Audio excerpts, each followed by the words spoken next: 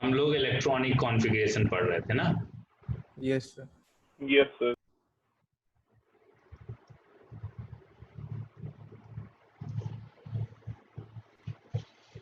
ये पढ़ रहे थे। इसमें हमने देखा था कि बहुत सारे जो आपके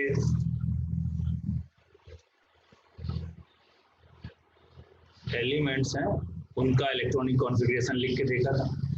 अब बात ये आ जाती है कि अपने को पता करना है तीन चार चीजें हैं जो मैं जिन पे बात करूंगा, जिन पे क्वेश्चन आते हैं। ठीक है, सबसे पहले आ जाता है मैग्नेटिक मोमेंट। ये क्या होता है?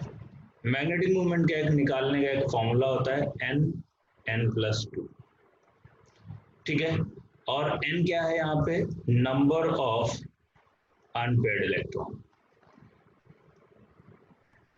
Number of unpaired electron in electronic configuration. Electronic configuration में जो आपके नंबर ऑफ अनपेयर्ड इलेक्ट्रॉन होंगे वो हमारा n की वैल्यू होगी। यूनिट क्या होती है इसकी? यूनिट होती है बोर्स मैग्नेटॉन। सर कॉपी करते जाएं। हाँ बिल्कुल, इसको हम बोलते हैं BM, बोर्स मैग्नेटॉन। ठीक है, ये आपका मैग्नेटिक मूवमेंट का कॉन्सेप्ट है जो हम लोग इस फॉर्मूले से सीधा निकालेंगे। फॉर एग्जाम्पल अभी और कई सारी बातें बता देता हूँ, फिर सारी बता देता हूँ। एक है आपका स्पिन ऑफ एन इलेक्ट्रॉन। वो क्या होगा? Summation of all spin. यहाँ पे S लिख सकते हैं या MS लिख सकते हैं। ठीक है, समेशन ऑफ ऑल स्पिन, ये I = 1 to N हो सकता है। ठीक है, स्पिन मल्टीप्लिसिटी, ये छोटे छोटे टर्मिनोलॉजी है। मल्टीप्लिसिटी क्या होती है? स्पिन मल्टीप्लिसिटी होती है 2 summation of I = 1 to N S+1। ये स्पिन मल्टीप्लिसिटी दे देती है। ये भी सारी चीजें इलेक्ट्रॉनिक कॉन्फ़िगरेशन से ही आती हैं, जहां पे S क्या है? S is the spin off an electron.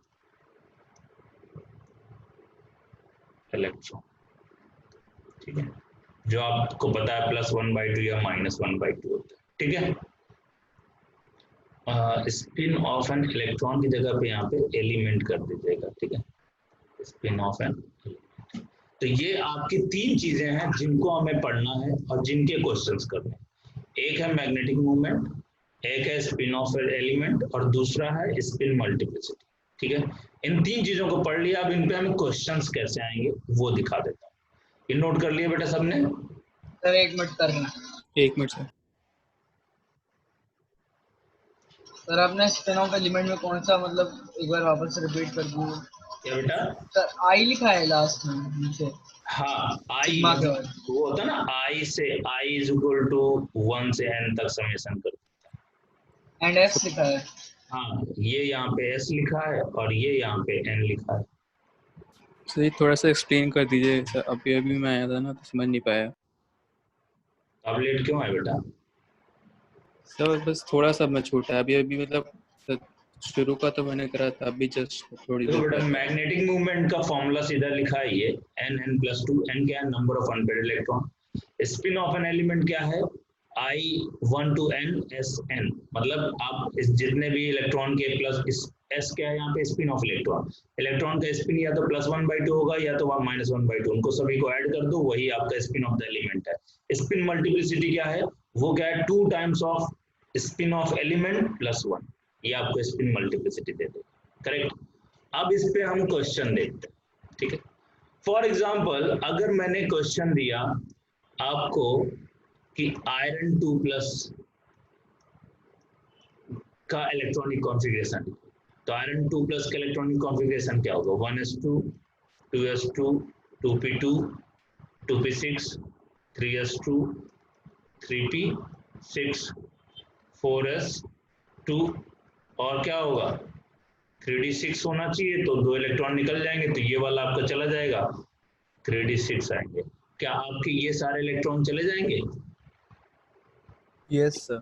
ठीक है, और जब ये इलेक्ट्रॉन चले जाएंगे तो हम इसको हटा देते हैं, मतलब आपके पास 3d6 बचा।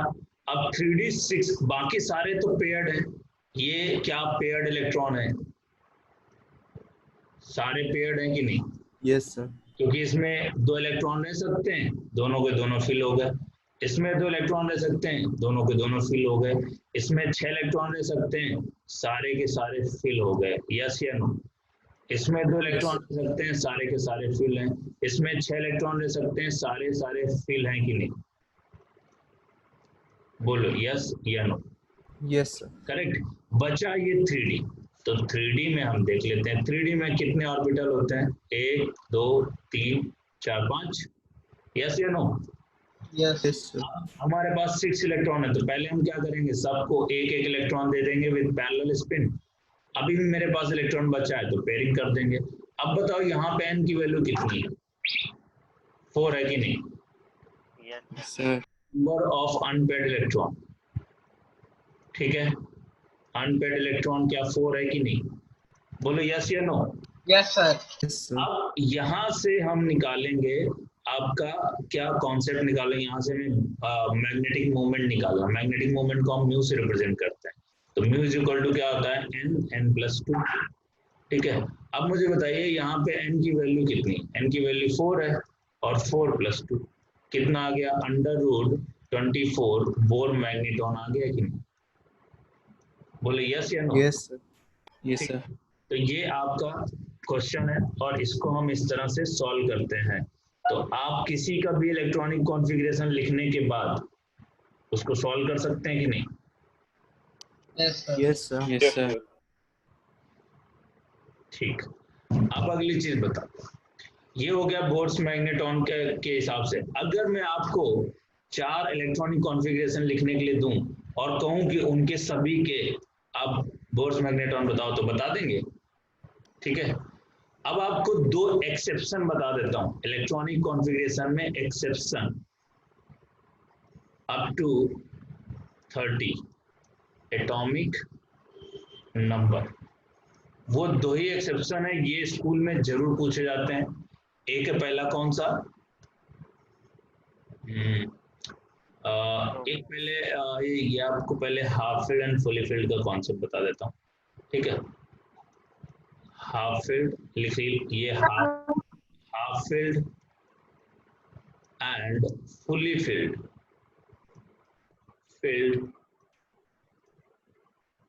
Half filled and fully filled atomic orbitals are more stable, ठीक है। अब देखो कैसे, अगर आपका p सबसेल है, p सबसेल, ठीक है, p सबसेल है, तो उसका कैसा हो जाए? हाफ फील्ड क्या होगा? 3 होते हैं और तीनों ऐसे पड़े हों एक ही डायरेक्शन में, तो इसको क्या बोलते हैं? Half field. क्या बोलते हैं? Half field atom. Half field. अगर यही तीनों आपके इस तरह से फील्ड हो जाएं, तो इसको क्या बोले हैं? Fully field. समझ गए बेटा? ठीक है, ऐसे ही अगर आपका डी सबसेल है, तो डी सबसेल में 5 एटॉमिक ऑर्बिटल, 5 आपके एटॉमिक ऑर्बिटल होते हैं, 1 2 3 4 5। अब इसमें सारे में एक एक इलेक्ट्रॉन ही हो ऊपर की तरफ या नीचे की तरफ, सभी के पैरेलल स्पिन पैरेलल होने चाहिए, तो ये क्या होगा? Half field. और अगर इसमें आपका ये है 5 आपके ऐसे ऑर्बिटल हैं और इनमें ये सारे के सारे पेयर्ड हैं, बात समझ में आ रही है? ये सारे के सारे पेयर्ड हैं, तो ये क्या हो जाएगा? Fully field. यस या नो? समझ गए बेटा? Yes sir. अब अगर ऐसा कहीं भी हो, आपको हाफ फील्ड एटॉमिक ऑर्बिटल मिल जाए या फुली फील्ड एटॉमिक ऑर्बिटल मिल जाए, वो सबसे ज्यादा स्टेबल होते हैं, ये बात सबको पता होनी चाहिए। अब इसी कॉन्सेप्ट के बेसिस पे आपका ये आ जाता है कि क्रोमियम कितना होता है? 24। ठीक है, अब क्रोमियम का इलेक्ट्रॉनिक कॉन्फ़िगरेशन होना क्या चाहिए? 1s2, 2s2, 2p6, 3s2, 3p6, 4s2 and 3d4 होना चाहिए था कि नहीं? yes This sir, Yes, sir. was to happen, ऐसा होना चाहिए था, ठीक है, बट ऐसा होता नहीं है। अब वो बताता हूं क्यों, ठीक है। अब यहाँ पे अगर हम इसका एक्चुअल कॉन्फ़िगरेशन लिखें या ग्राउंड स्टेट कॉन्फ़िगरेशन लिखें 1s2, 2s2, 2p6, 3s2, 3p6, होता क्या है 4s1 और 3d5। रीजन क्या है, ये 3d5 है, 3d5 बनने से क्या इसकी स्टेबिलिटी बढ़ गई कि नहीं? Yes, sir. बताओ, yes sir, हाफ फील्ड होता है, ठीक है। और अगर हम यही 3d4 कर दें, ये वाला 3d4,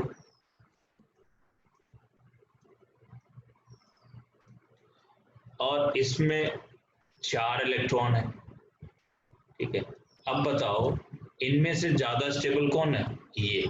तो क्रोमियम का राइट इलेक्ट्रॉनिक कॉन्फ़िगरेशन कौन है? ये वाला। ये वाला क्या है? गलत कॉन्फ़िगरेशन माना जाता है, राइट कॉन्फ़िगरेशन ये है। अब आप कहीं भी ऐसा मत लगाने लगना अपनी तरफ से कि कहीं भी ऐसा आ रहा हो तो आप क्या करें 3d5 4s, ये याद ही रखने, ठीक है, मस्ट बी रिमेंबर, और ये स्कूल में पूछे ही जाने वाले हैं, ठीक है। क्रोमियम का इलेक्ट्रॉनिक कॉन्फ़िगरेशन लिखो, ठीक है। अब अगली चीज समझिए, एक और एक्सेप्शन है, वो है कॉपर। कॉपर का कितना होता है? कॉपर का होता है 20, 29. ठीक है। होना क्या चाहिए था electronic configuration?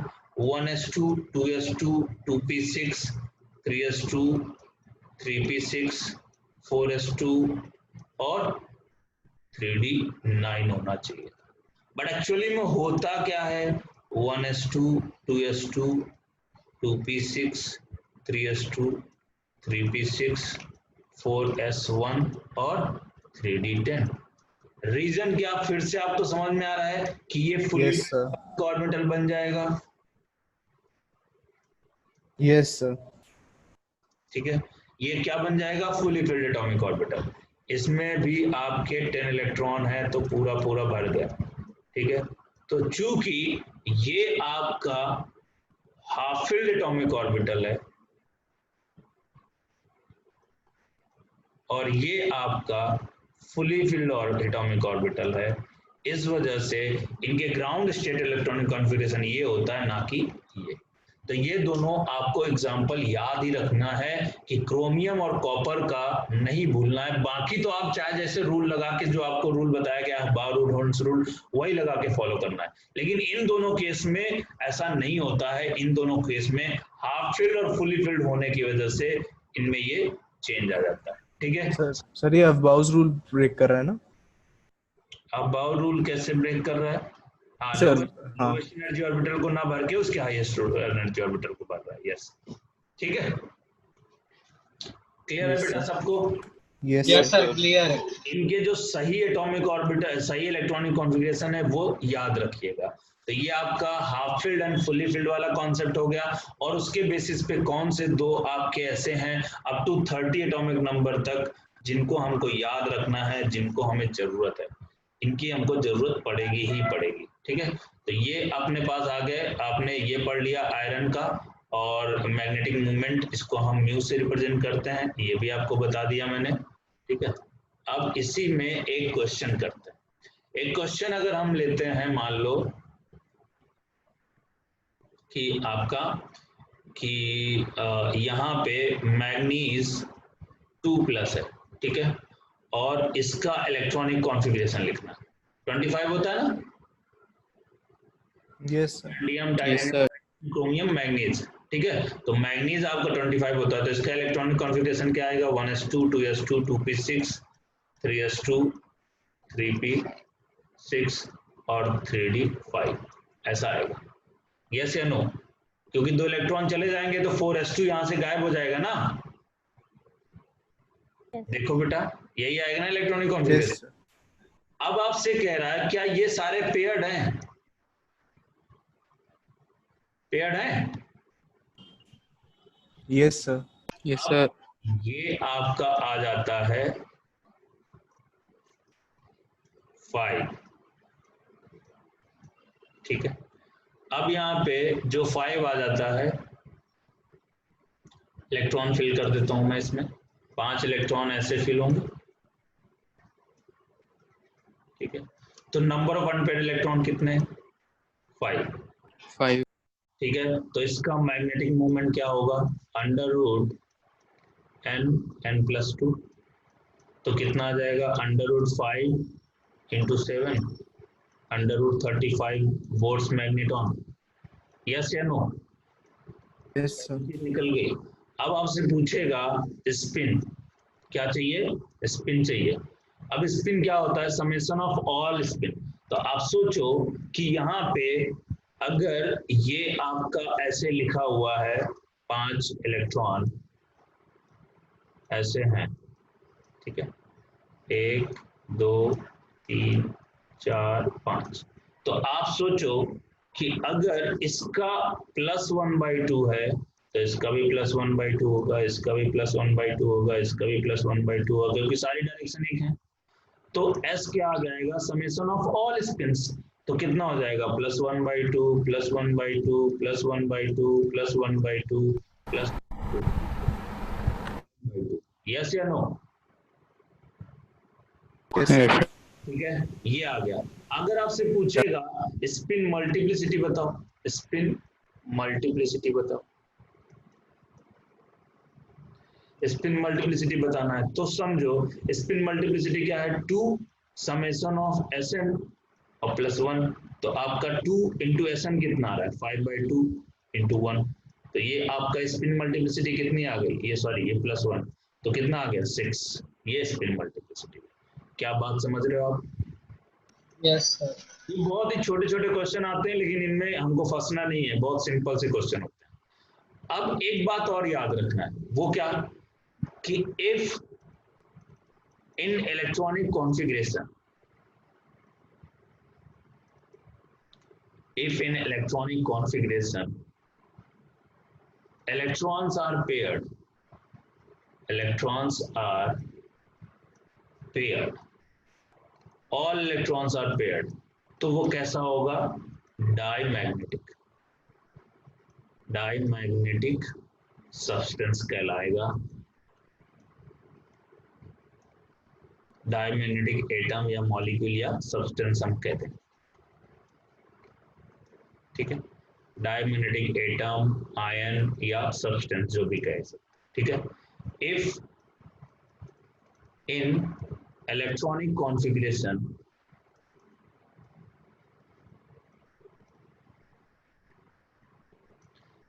electrons are paired, electrons are unpaired, unpaired, अगर unpaired है तो वो कैसा कहलाएगा? पैरामैग्नेटिक। कैसा कहलाएगा? पैरामैग्नेटिक एटम और आयन। क्या बात समझ गया आप?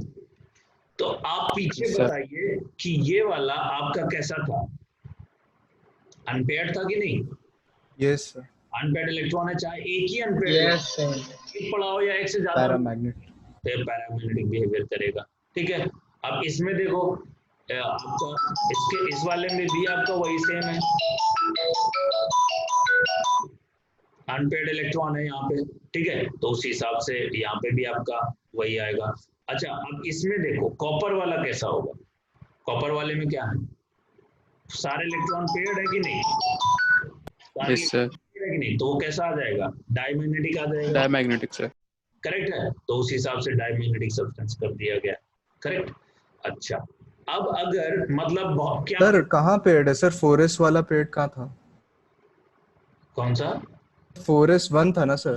यहाँ पे 4s1 था, अगर Cu2+, अभी मैं और लिखा रहा हूँ क्वेश्चन, ठीक है। तो आपको ओ यार इरेज कर दिया क्या?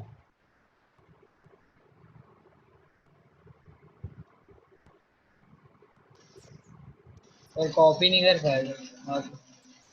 हाँ है ये इसमें, ठीक है। वीडियो तो रिकॉर्ड हो ही रहा है, क्या टेंशन ले, ठीक है।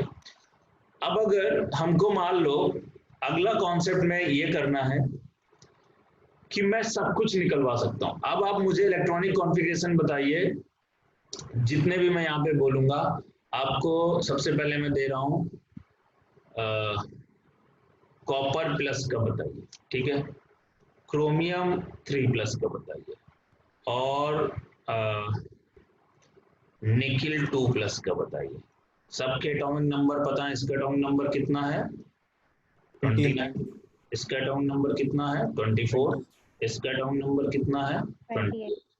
अब इनके इलेक्ट्रॉनिक कॉन्फ़िगरेशन लिख के बताइए, सबका पैरामैग्नेटिक डायमैग्नेटिक बिहेवियर बताइए, सबका मैग्नेटिक मूवमेंट बताइए, और आपको हाँ मैग्नेटिक मूवमेंट बताइए, स्पिन बताने की जरूरत नहीं, इतना बताइए।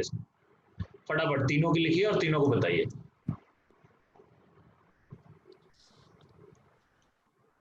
हेलो, बेटा बोलो।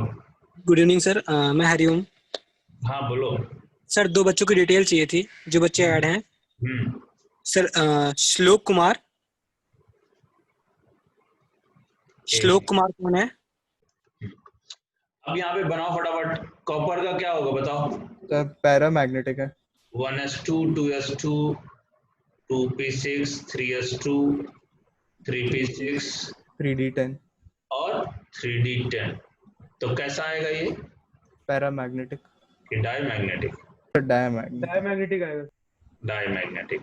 एक गलत बात टर्म। समझ में आ गई? सारे पेयर्ड है, ऑल पेयर्ड है ना, कहीं भी एक भी इलेक्ट्रॉन आपका अनपेयर्ड नहीं है, और अगर एक भी अनपेयर्ड इलेक्ट्रॉन नहीं है तो वो आपका डायमैग्नेटिक। अब इसका म्यू कितना होगा? Mu n+2। अब n जीरो। 0 है तो इसका कितना आ जाएगा? 0 बोर्स में। 0। करेक्ट है?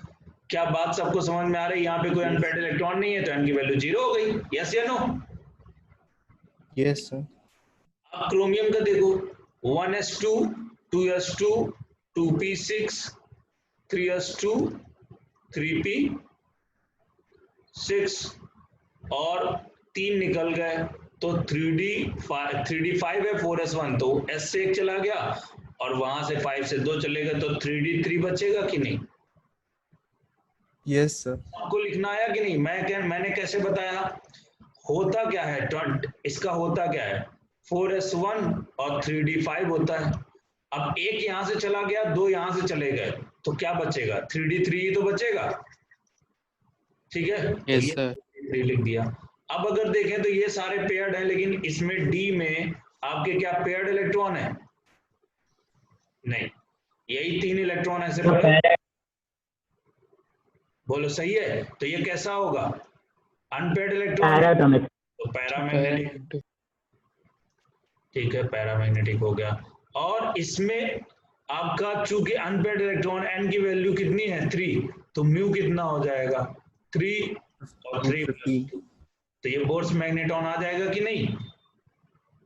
Yes sir. Yes sir. ही निकिल का कर लेते हैं। Nickel 1s2 2s2 2p6 3s2 3p6 और क्या हो गया? 3d8। यस या नो? Yes sir. अब इसमें देखना पड़ेगा अनपेयर्ड इलेक्ट्रॉन कितने हैं, तो अपन लोग चलते हैं देखने। तो 1 2 3 4 5 इलेक्ट्रॉन भर दिए, 6 7 8। मतलब ये कैसा है? पैरामैग्नेटिक है। पैरामैग्नेटिक। ठीक है, पैरामैग्नेटिक है। और इसमें नंबर ऑफ अनपेयर्ड इलेक्ट्रॉन कितने हैं? 2। तो म्यू कितना होगा? 2 और 2 + 2 बोर्स मैग्नेटॉन। क्या क्लियर है सबको बेटा? Yes sir. समझ गया सब लोग? तो ये सारे यस सर।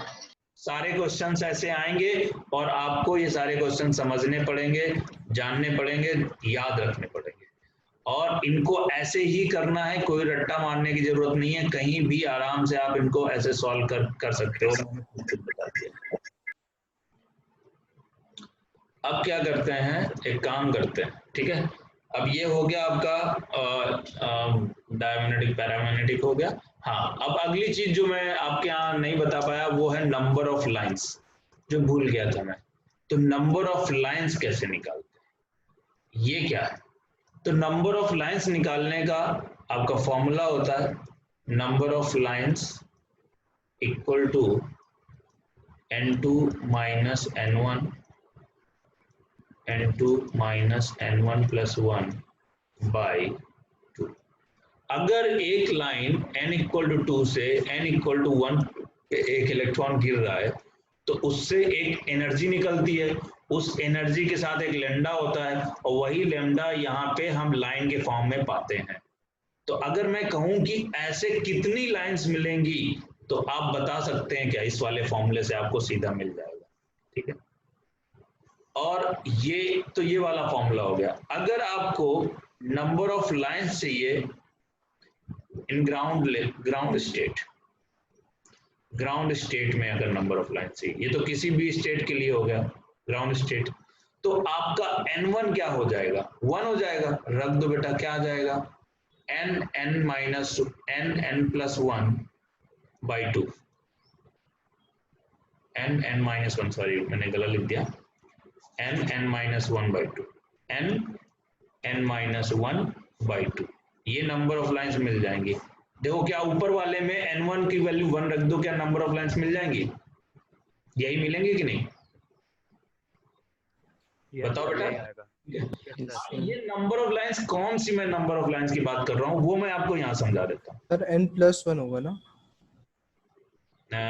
यहाँ पे अगर 1 रखेंगे तो ये कैंसिल हो जाएगा, sir n into n+1, sir वहाँ +1 है या माइनस में लिख दिया। एक मिनट, यहाँ पे n1 सर सही है, सही है सर, सही है ना, सही है सर। Yes, sir sir. बाहर माइनस लगा। चलो ओके। अब मैं क्या कर रहा हूँ, यहाँ पे आपको n इक्वल टू 4 लिखा है, n इक्वल टू 3 लिखा है, n इक्वल टू 2 लिखा है और n इक्वल टू 1 लिखा है। अब मैं इसको आपको एक इसमें रिप्रेजेंट कर देता हूँ यहाँ पे बगल, ठीक है, ये मान लो मेरी स्क्रीन है, ये मेरी क्या है, स्क्रीन, ठीक है। अब मेरे पास एक इलेक्ट्रॉन है, वो 4th स्टेट में पड़ा हुआ है और 4th से ग्राउंड स्टेट में आ रहा है, तो वो आने के क्या क्या परमुटेशन कॉम्बिनेशन होंगे, क्या वो डायरेक्टली आ सकता है, yes sir, yes sir, directly आएगा तो उससे एक एनर्जी निकलेगी और वो एनर्जी का एक लाइन होगा, वो लाइन यहाँ ड्रॉ हो जाएगी, यस या नो। यस सर, अब मेरे पास ये इलेक्ट्रॉन कहता है नहीं मैं तो ऐसे जाऊंगा, पहले 3 में जाऊंगा, फिर 2 में जाऊंगा, फिर 1 में जाऊंगा, क्या ये भी एक कॉम्बिनेशन है निकलने का। यस सर, इससे 3 डिफरेंट एनर्जी के फोटोन निकलेंगे और 3 डिफरेंट वेवलेंथ मिलेंगी, क्या वो भी यहाँ पे ऐसे ड्रॉ कर दूंगा, यस या no. Yes yes sir, sir. फिर आप कहते हैं कि नहीं, अब इलेक्ट्रॉन कैसे जाएगा, यहाँ पे जाएगा और फिर यहाँ पे जाएगा। अब मुझे बताइए कि ये इसकी एनर्जी डिफरेंट होगी, लेकिन क्या इसकी एनर्जी डिफरेंट होगी, क्या इन दोनों की एनर्जी सेम है ना, यस सर, यस सर। इनकी एनर्जी सेम है तो इनका लेमडा भी सेम होगा, और जब इनका लेमडा सेम है तो लाइन एक के ऊपर एक आएगी कि नहीं, yes sir. Yes yes sir, sir, ये वाले की एनर्जी डिफरेंट है तो ये एक डिफरेंट लाइन देगा, करेक्ट, तो एक लाइन और हो गई। अच्छा अब आप कहते हैं कि नहीं ऐसे नहीं गिरेंगे, हम क्या करेंगे, हम पहले यहाँ गिरेंगे और फिर ऐसे जाएंगे। अब देखते हैं क्या होगा, क्या इस वाले की एनर्जी और इस वाले की एनर्जी सेम है, यस सर। और अगर एनर्जी सेम है तो ये एक दूसरे के ऊपर आएंगे, क्या उनको आइडेंटिफाई कर पाओगे, नहीं, क्या वो डिफरेंट लाइन मिलेगी, नहीं। अच्छा ये आपको डिफरेंट लाइन देगा कि नहीं, क्योंकि इसकी एनर्जी किसी के साथ मैच नहीं कर रही होगी, yes sir, yes sir, different line देगा। तो इससे हम निकाल लेते हैं कितनी नंबर ऑफ लाइंस आएंगी, ये परमुटेशन एंड कॉम्बिनेशन लगा के हम नंबर ऑफ लाइंस निकाल सकते थे, लेकिन उसी को हमने फॉर्मूले में यूज कर लिया, ये भी परमुटेशन कॉम्बिनेशन लगा के ही ये फॉर्मूला आता है, तो ये फॉर्मूला यूज कर लो और चाहे ये परमुटेशन कॉम्बिनेशन लगा लो। तो सोचो अगर ये 4 से 1 पे आ रहा है तो हम सोच सकते हैं, अगर मान लो 10 से 1 पे कर दो तो कितने परमुटेशन कॉम्बिनेशन लगाएंगे, बताओ आप लगा पाओगे क्या सारे, नहीं, दिमाग खराब हो जाएगा, ठीक है। तो इस वजह से ये फॉर्मूला यूज करेंगे। अब मैं आपको एक और क्वेश्चन करता हूं, इतनी बात सबको समझ में आई कि नहीं आई बेटा, आ गई। ठीक। अभी सर, अब अगली चीज बताता हूं, यही नंबर ऑफ लाइंस निकालने का दूसरा तरीका। नंबर ऑफ लाइंस अगर आपको निकालना है तो मैं एक बहुत सिंपल तरीका बता रहा हूं, दोनों से आंसर सेम आएगा, ठीक है। क्या करना है, जिस भी स्टेट से आ रहे हैं वो यहाँ पे ड्रॉ कर दीजिए। मान लो n इक्वल टू 4 पे, n equal to 3, n equal to 4, n equal to 2 और n इक्वल टू 1। ठीक है, अब अगर मैं 4 से 1 पे आ रहा हूं तो मुझे लाइन कैसे ड्रॉ करनी है? पहले सबको 1 पे गिरा दो, परमुटेशन कॉम्बिनेशन लगाने की जरूरत नहीं, सीधा फंडा। पहले सबको 1 पे गिरा दो, फिर सबको 2 पे गिरा दो, फिर सबको 3 पे गिरा दो। इससे नंबर ऑफ लाइंस कितनी मिली? 3। इससे नंबर ऑफ लाइंस कितनी मिली? 2। इससे नंबर ऑफ लाइंस कितनी मिली? 1। तो टोटल नंबर ऑफ लाइंस कितनी हो गई? 6 है। क्या हो जाएगा? 3 + 2 + 1, ये कितनी आ गई? 6। अब इसी को मैं फॉर्मूले से बोलता हूं, number of lines when ground state में आए क्या होता है? n(-1/2)। लगाइए, n है 4, 4 - 1/2, बताइए कितना होगा? 4 × 3/2। क्या 6 ही आ रही है? Yes sir. चाहे आप इस तरीके से निकालो चाहे इस तरीके से निकालो, दोनों से आंसर सेम आएगा।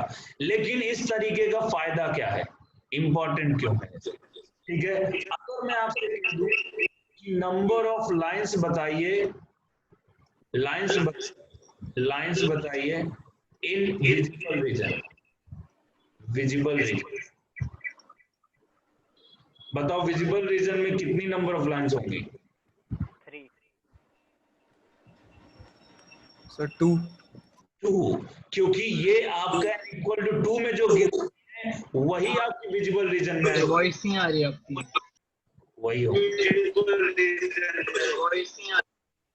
ये कोई बोल रहा है सर ये विनोद नाम से कोई आ गया है। चला गया सर, चला गया। नहीं है अभी भी। रवि है। सर विनोद। विनोद। सर ये तो ट्रेंड हो रहा है। ठीक है, चलो चला गया। हाँ हाँ, ओके ठीक, अब कोई नहीं आ पाएगा। मीटिंग लॉक कर दीजिए। हाँ लॉक कर दी। ठीक है, चलो अब देखो बेटा, number of lines in visible region देखना है तो कितनी होंगी? 2। वो हम कहां से निकालेंगे? यहां से। अगर मैं आपसे कह दूं कि number of lines in ultra violet region, UV region, तो बताओ कितनी होंगी? कितनी आएंगी? 3, क्योंकि अल्ट्रा वायलेट रीजन वाला ये है कि नहीं? Yes sir.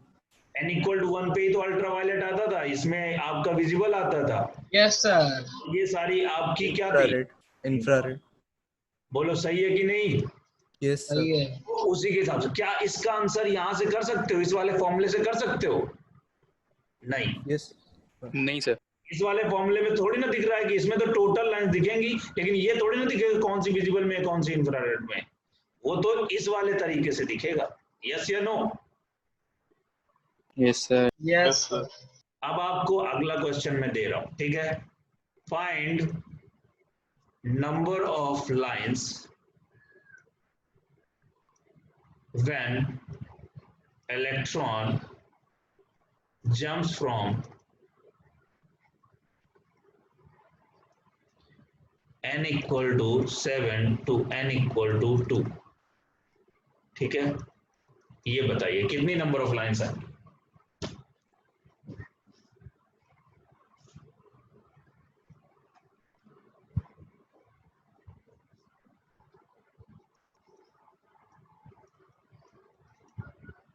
Sir 15। 15। Yes sir. 15। पहले तो हम फॉर्मूला लगा लें, number of lines. Number of lines हम लगाना चाह रहे हैं और उसमें हमारा फॉर्मूला आएगा n2 माइनस, क्योंकि अब ग्राउंड स्टेट में नहीं गिर रहा है ना, तो डिफरेंट स्टेट में गिर रहा है, तो ये वाला फॉर्मूला हमेशा अप्लीकेबल हो जाएगा, n2 - n1 + 1/2। करेक्ट। अब बताइए n2 मेरा है 7 और n1 है मेरा 2। करेक्ट। अब बताइए यहाँ पे 7 - 2 + 1/2। अब बताइए कितना आएगा? ये 5 आ जाएगा और इधर से 5 + 1 6 और बाई 2।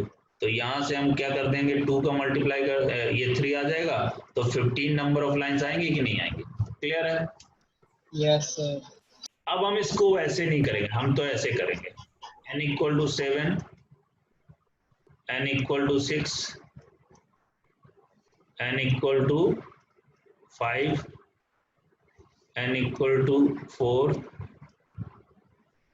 n इक्वल टू 3 और n इक्वल टू 2 और n इक्वल टू 1। हमको टोटल नंबर ऑफ लाइंस निकालना है।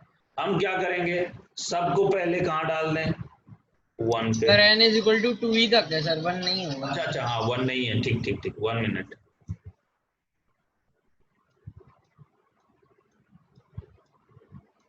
ठीक है, n इक्वल टू 2 तक है।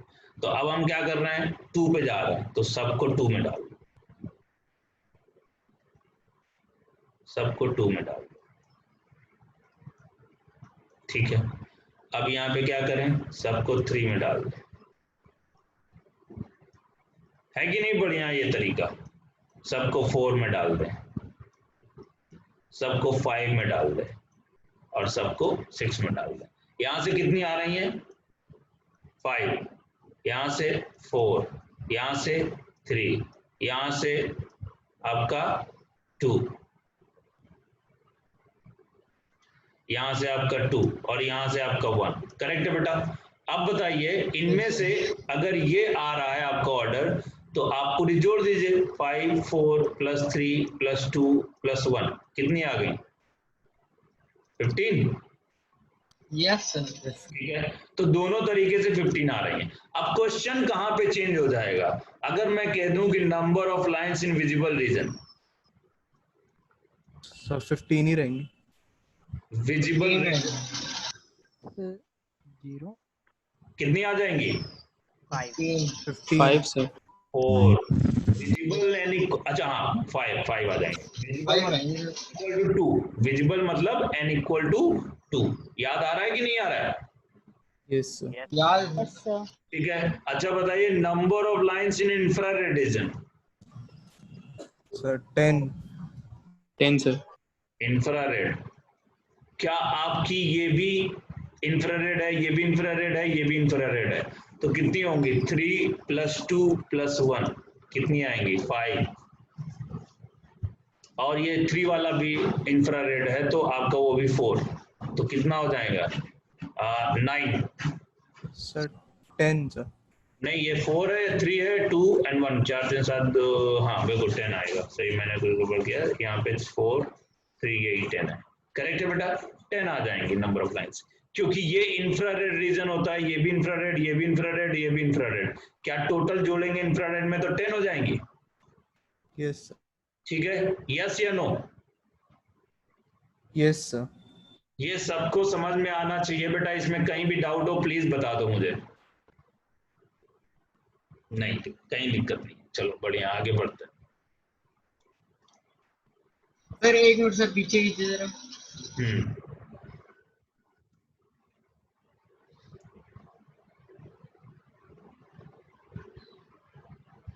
चला जाए आगे। सर इसमें आपने 4 क्यों इंक्लूड किया, क्योंकि ये भी तो n इक्वल टू 3 भी तो हाँ। इंफ्रारेड है। मतलब जिस लाइन पे जो पढ़ रही है तब वो भी लेंगे, इंक्लूड करेंगे। हाँ ये n इक्वल टू 3 इंफ्रारेड में आता है, ये भी इंफ्रारेड में आता है, ये भी इंफ्रारेड में आता है, ये भी इंफ्रारेड में आता है। तो इनमें कितनी लाइन गिरी, इनमें कितनी लाइन गिरी, 4, इनमें कितनी लाइन गिरी, 3, इसमें कितनी 2, इसमें कितनी 1, तो सब जोड़ेंगे ना। ठीक। ठीक है, तो ऐसे क्वेश्चंस बनेंगे आपके। ठीक है, आगे बढ़े। Okay sir. अच्छा, अब अगली चीज क्या है कि अपने को पूछा जाएगा कि इंफ्रारेड रीजन हो गया, ये हो गया, नंबर ऑफ लाइंस हो गया। अब अपन समझ लेते हैं कि हम लोगों ने यहाँ पे ये नंबर ऑफ लाइंस भी कर लिया, ये भी कर लिया, ये सारा इलेक्ट्रॉनिक कॉन्फिगरेशन डायमैग्नेटिक पैरामैग्नेटिक हो गया। अब क्या कॉन्सेप्ट बचता है, एक कॉन्सेप्ट बचता है लास्ट। ठीक है, वो क्या है आपका, आपको याद है साई आर क्या होता, साई क्या होता था, साई आपका क्या है, एक wave function. Wave function. Wave function that is the product of psi r into psi theta phi. ठीक है, थीटा फाई ये होता था। ये क्या है, रेडियल वेव फंक्शन, और ये क्या है, एंगुलर वेव फंक्शन। याद आ रहा है सबको, याद है सर। ठीक है। अब मतलब साई जो आपका है इसको PSI बोलते हैं प्रोनाउंस करने के लिए, और साई आपका वेव फंक्शन है एक, इसको क्या बोलते हैं, वेव फंक्शन, जो कि आपका पूरे कोऑर्डिनेट रखता है इलेक्ट्रॉन के सारे, ठीक है। अब इसमें जो आपका आ जाता है साई एक वेव फंक्शन है, और साई जो आपका XYZ में इसके कोऑर्डिनेट्स होते हैं, XYZ में ही कोऑर्डिनेट तो होंगे, ठीक है, और उन्हीं को हम ऐसे भी लिखते थे साई N L और ML, याद आ रहा है? Yes sir. Yes sir. Yes sir. Sai N L और ML। और दूसरी चीज जो आ जाता है, साई को हम ऐसे भी लिख सकते हैं R थीटा फाई, इनको बोलते हैं पोलर कोऑर्डिनेट, ये आप पढ़ेंगे मैथ्स में, पोलर कोऑर्डिनेट, ठीक है। मतलब कुल मिला के कोऑर्डिनेट्स ऑफ इलेक्ट्रॉन बताता है। तो मैंने जैसे आपको बताया था उस दिन कि आपका अगर ये x एक्सिस है और ये y एक्सिस है, ठीक है, ये x एक्सिस है, ये y एक्सिस है, और बाहर की तरफ z एक्सिस होगा, ठीक है। तो अगर यहाँ पे कोऑर्डिनेट बनाना है, इलेक्ट्रॉन यहाँ पे आपकी पोजीशन है, तो उसको XYZ भी बोल सकते हैं, और उसी को R, थीटा, फाई कह सकते हैं। ये आपका प्योर XYZ वाला है, और ये पोलर कोऑर्डिनेट्स हैं, मतलब उसी को पोलर कोऑर्डिनेट के फॉर्म में भी लिखा जा सकता है और XYZ के फॉर्म में भी लिखा जा सकता है। ये आपका इलेक्ट्रॉन का पोजीशन, ठीक है। तो ये सिंपल सी बात आपको पता है। अब ये एंगुलर पार्ट होता है जो थीटा को कंटेन करता है, ये रेडियल पार्ट होता है जिसमें कोई थीटा नहीं होता है, ठीक है। अब इसमें हम क्या बात करते हैं, साई का ग्राफ बनाते हैं, ठीक है। तो साई का ग्राफ बनाते वक्त हमको क्या क्या याद रखना है, साई, अब हम रेडियल वेव फंक्शन पढ़ने जा रहे हैं, ठीक है।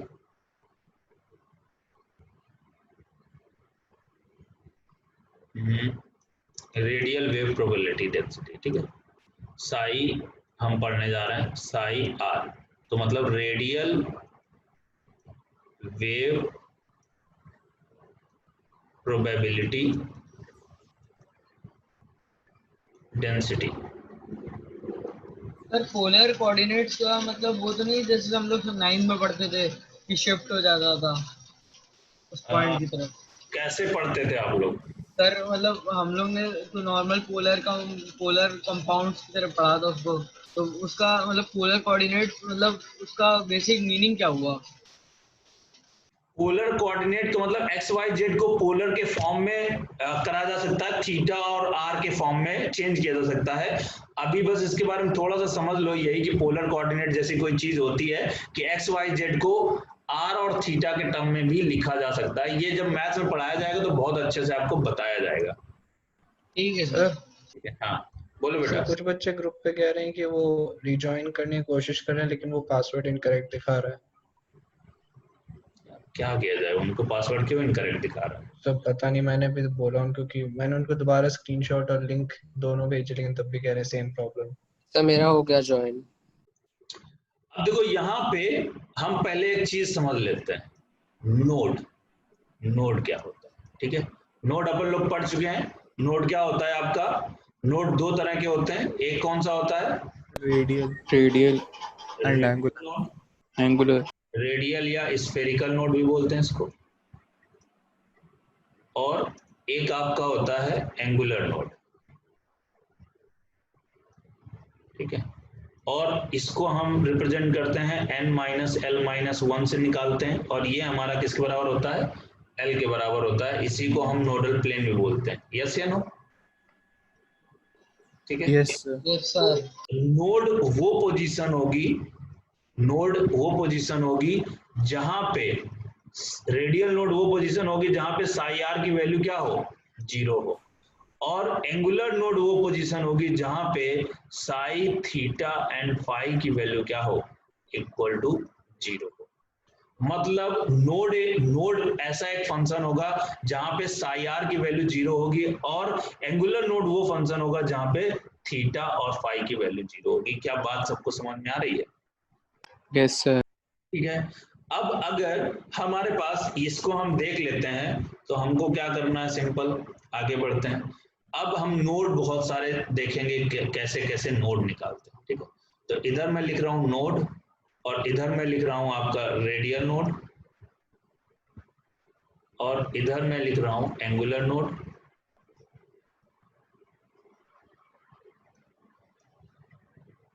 ठीक है, और फिर आपका आ जाता है टोटल नोड। टोटल नोड क्या होता है वो भी आपको R फॉर्मूले, plus A। ये आपका होता है n minus L minus one, ये आपका होता है l, और ये आपका होता है n माइनस वन। याद है ना, दोनों को जोड़ देंगे तो n माइनस वन के बराबर आएगा। अब सोचो आपके पास 1s है, 1s में रेडियल नोड कितने होंगे?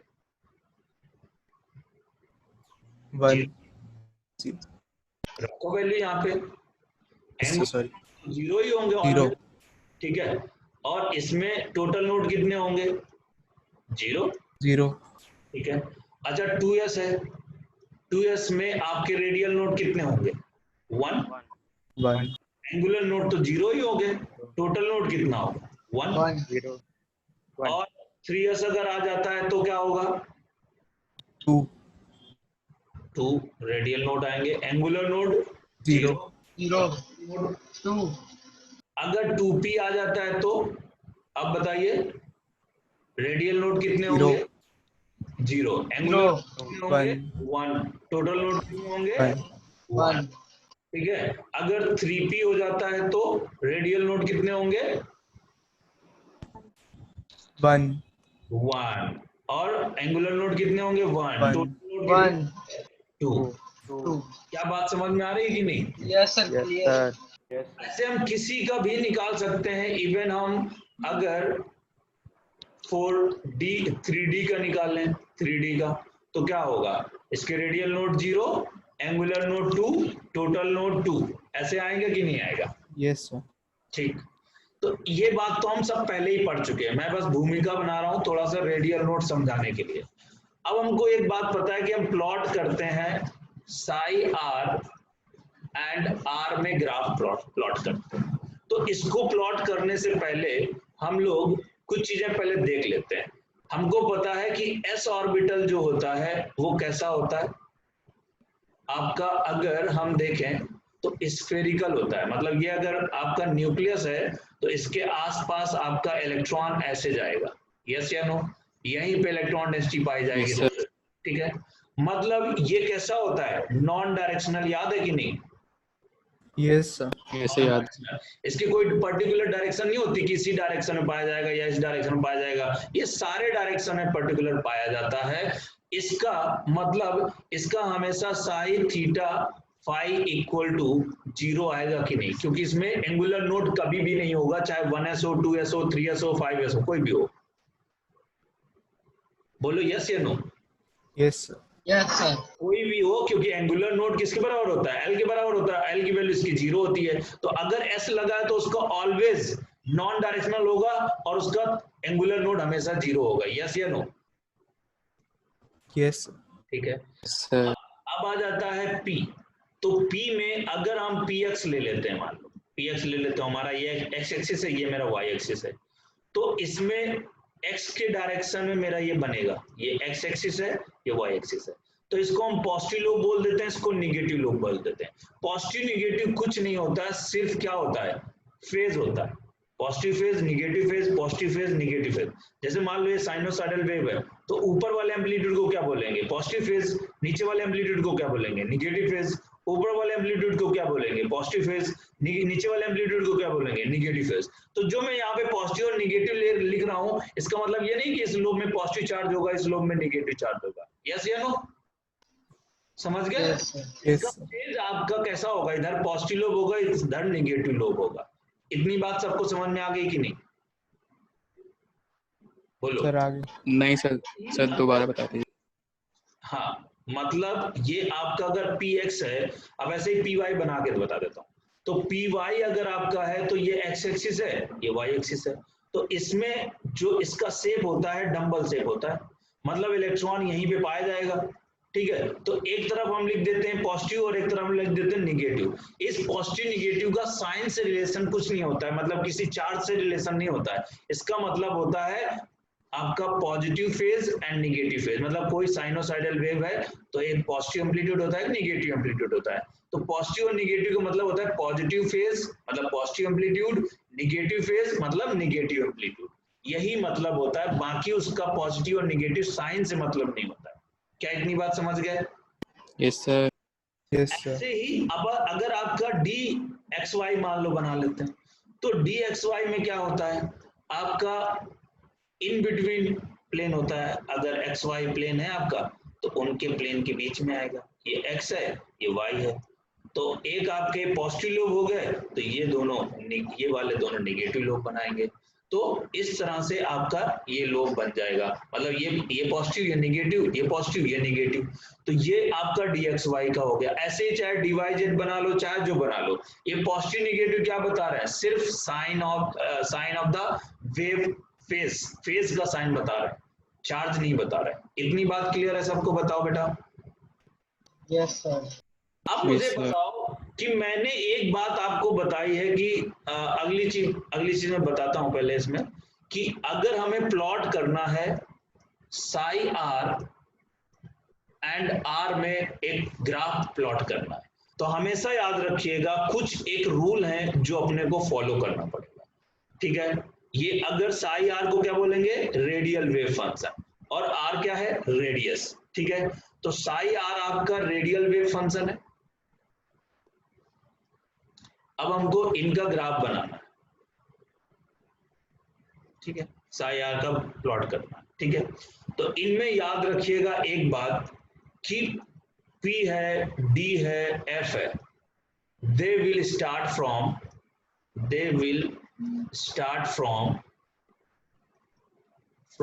कहां से, आपका न्यूक्लियस से स्टार्ट करेंगे। कैसे? अगर ये ग्राफ है साई वर्सेस आर का, तो हमारा ग्राफ हमेशा यहां से शुरू होगा। क्यों? इसका रीजन देखो पीछे वाले पेज में है। अगर ये पॉजिटिव फेज है तो निगेटिव फेज है, दोनों एक दूसरे को कैंसिल कर देंगे कि नहीं, तो नेट इलेक्ट्रॉन डेंसिटी यहां पे क्या हो जाएगी, 0। और मैंने आपको बताया था कि अगर चाहे तो इसका ये देख लो कि यहाँ पे इलेक्ट्रॉन डेंसिटी 0 है, जैसे जैसे आगे बढ़ रहे हैं तो इलेक्ट्रॉन डेंसिटी बढ़ रही फिर घट रही है, बढ़ रही है फिर घट रही है। लोब से भी देख सकते हैं। यस या नो? यस देखो सर। सिंपल सी बात समझो कि ये पॉजिटिव वेव फंक्शन है इलेक्ट्रॉन का और ये निगेटिव वेव फंक्शन है, दोनों एक दूसरे को कैंसिल कर दे रहे हैं, इसलिए न्यूक्लियस पे इलेक्ट्रॉन डेंसिटी क्या होगी, 0 होगी। चाहे डी में देख लो, एक पॉजिटिव फेज है एक निगेटिव फेज है, एक पॉजिटिव फेज है एक निगेटिव फेज है, सारे एक दूसरे को कैंसिल कर देंगे तो न्यूक्लियस पे तो इलेक्ट्रॉन डेंसिटी 0 होगी ऑलवेज। तो इनके ग्राफ हमेशा कहां से शुरू होंगे, न्यूक्लियस से शुरू होंगे। ठीक है, और जो आपका एस सबसेल है, S has they will start, ये क्वेश्चन सॉल्व करने में काम आएंगे। they will start from कहां से, ऊपर से, they will start from above of the nucleus, above of the origin या न्यूक्लियस में कह दूं। ठीक है, तो अगर हम इसका ग्राफ देखें तो हमेशा क्या साई आर वर्सेस आर का ग्राफ यहीं से शुरू हुआ है। यस या नो? क्योंकि आपको पता है न्यूक्लियस पे इलेक्ट्रॉन डेंसिटी सबसे ज्यादा होती है सब सेल के केस में। Yes sir. ठीक है, और जैसे जैसे दूर जाते हैं वैसे वैसे इलेक्ट्रॉन डेंसिटी क्या हो जाती है, खत्म होती जाती है, कम होती जाती है। क्या समझ में आ रही बात सबको? Yes sir.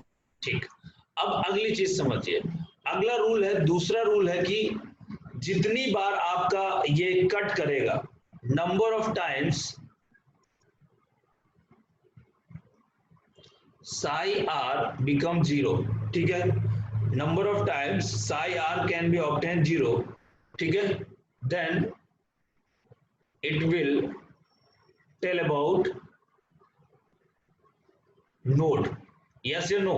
जहां भी psi r की वैल्यू 0 होगी वो क्या नोड ही तो बताएगा। Yes sir. ठीक है, रेडियल नोड देगा कि नहीं, ये रेडियल नोड के बारे में बताएगा, tell about the radial node, क्योंकि हमने रेडियल का ग्राफ बनाया। ठीक है, तीसरी बात, आप एक बात और याद रखो कि sine of wave function will change on each node, each radial node. each radial node के बाद sine of the wave function change होगा।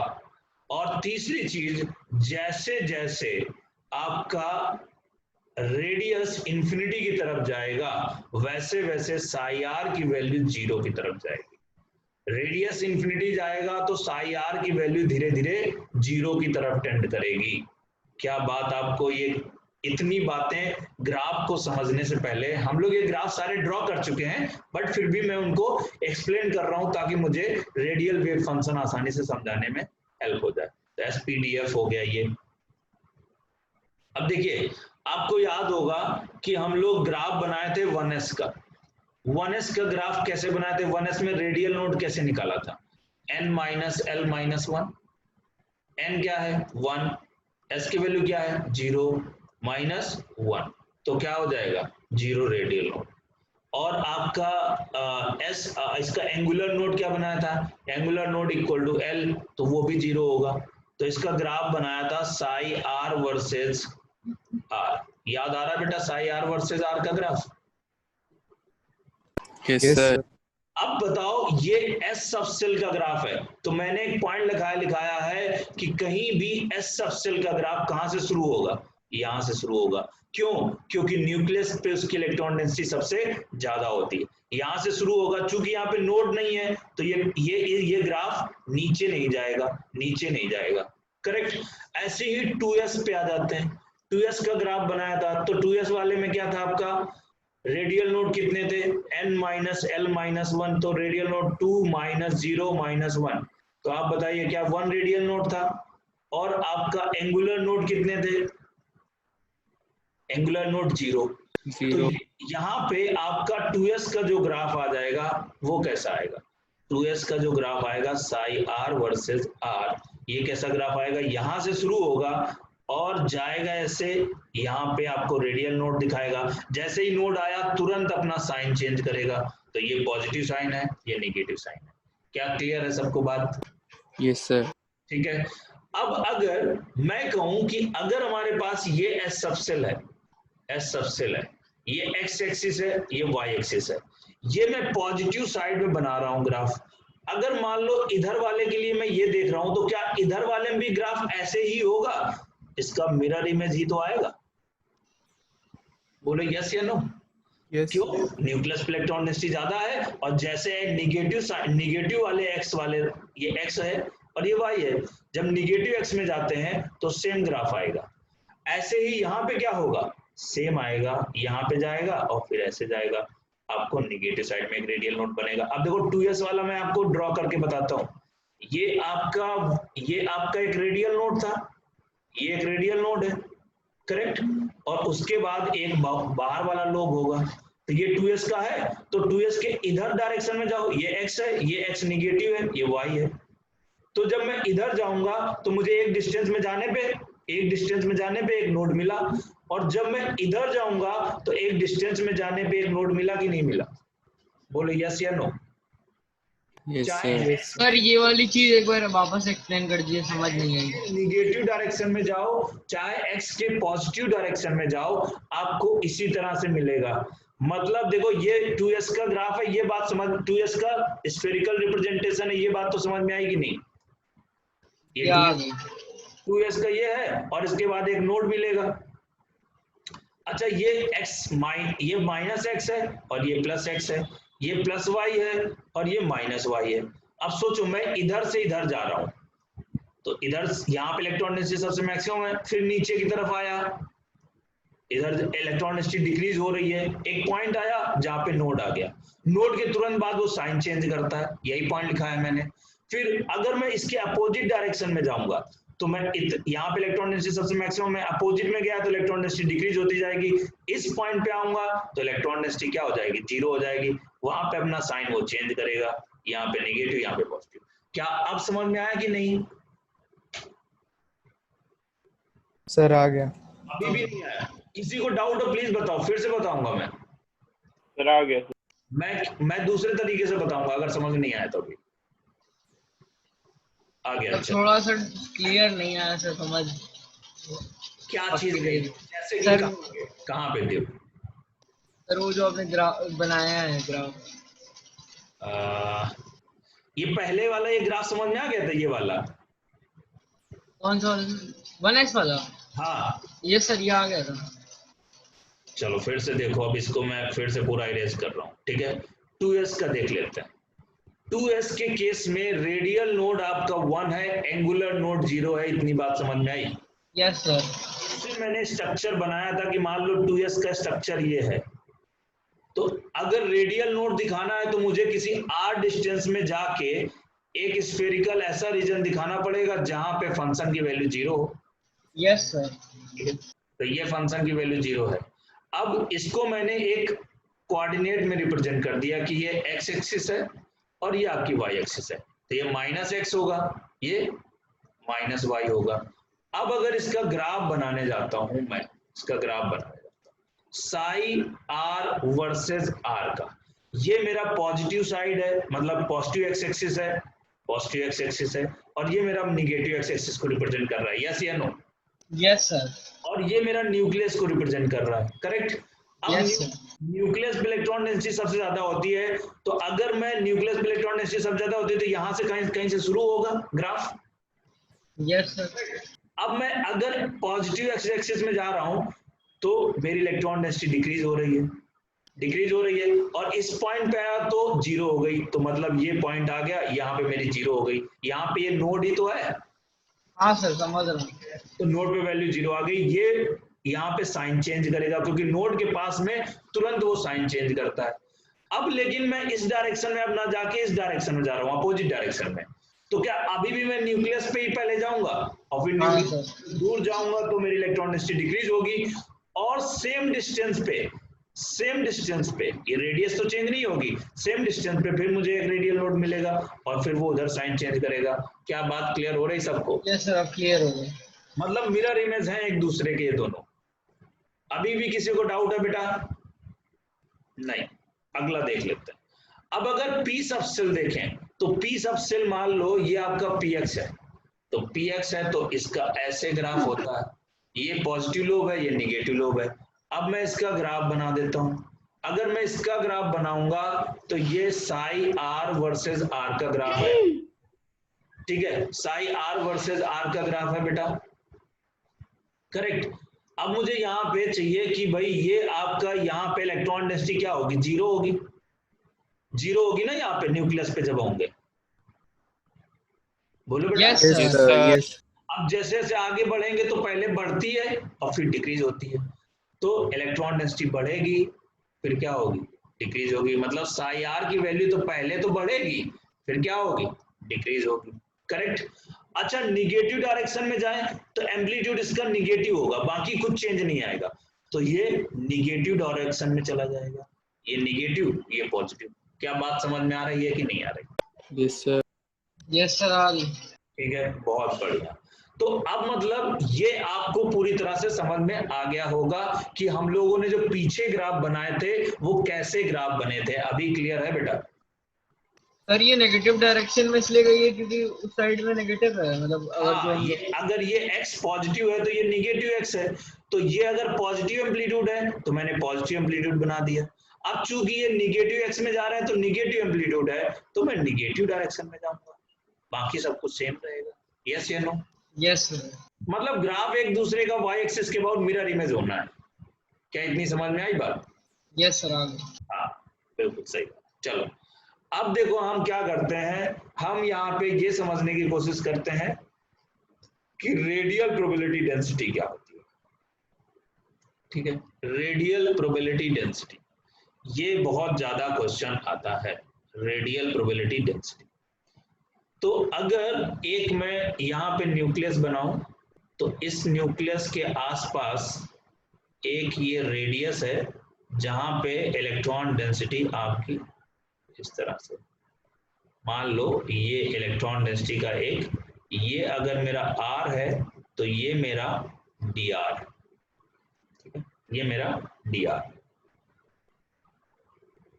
ये आपको बहुत ही थिन स्फेरिकल का वॉल्यूम ले रहे हैं, वेरी थिन स्फेरिकल वॉल्यूम है आपका, ठीक है। अब समझो वॉल्यूम आपका क्या होगा, volume of thin spherical spherical shell, ठीक है। वो क्या आएगा, क्या 4 pi r square into d r होगा कि नहीं, बोलो यस या नो। यस। वॉल्यूम निकालना है तो 4 पाई आर क्यूब होता है, तो 4 पाई आर स्क्वायर ये हो गया, मतलब आपका ये यहाँ का पूरा area into d are thickness, yes या नो। नहीं यस समझे, सर। समझ में आ गया, ठीक है।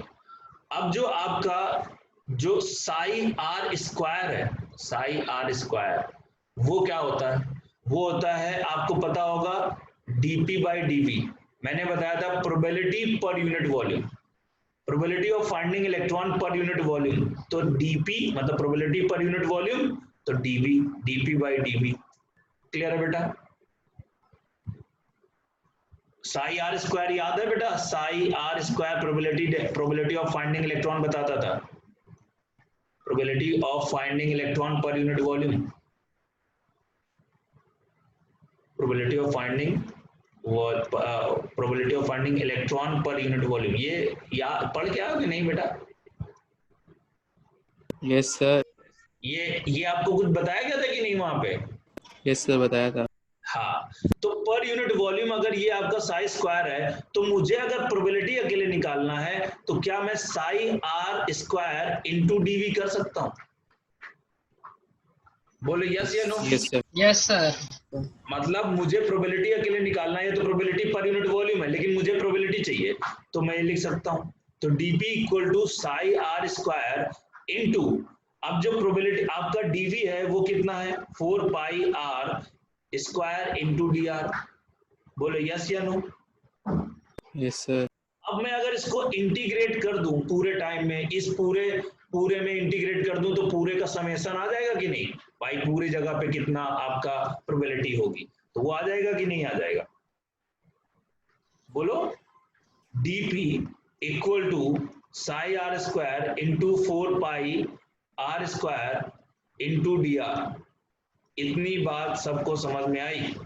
और यहां से dp को हम लिख सकते हैं function of r into d r, यही फंक्शन ऑफ r जो है वो क्या होता है, psi r square into 4 pi r square, 4 pi r square, इसी को हम बोलते हैं, इसी फंक्शन को हम बोलते हैं रेडियल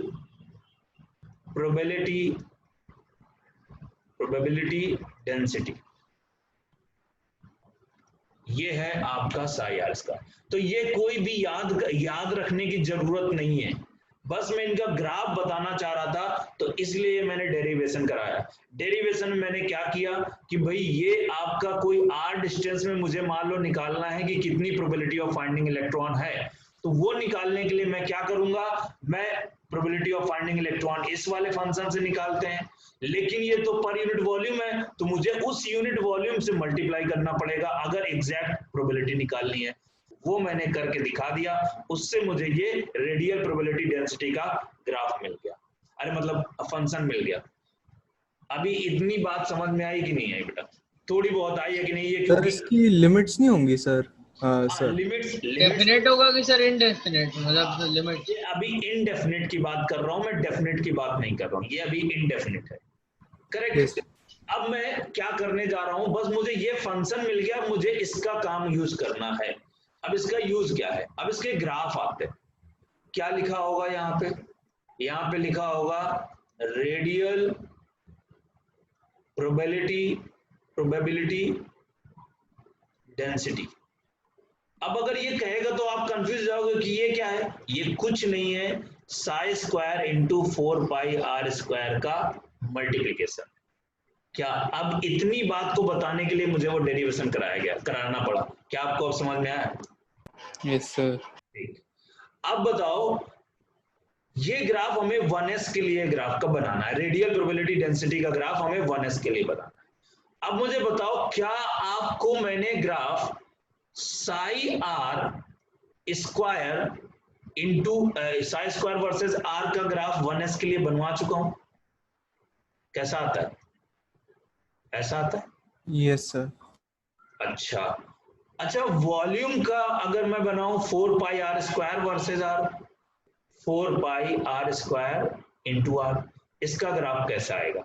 अगर आर इंक्रीज करोगे तो वॉल्यूम इंक्रीज होता जाएगा कि नहीं? Yes sir.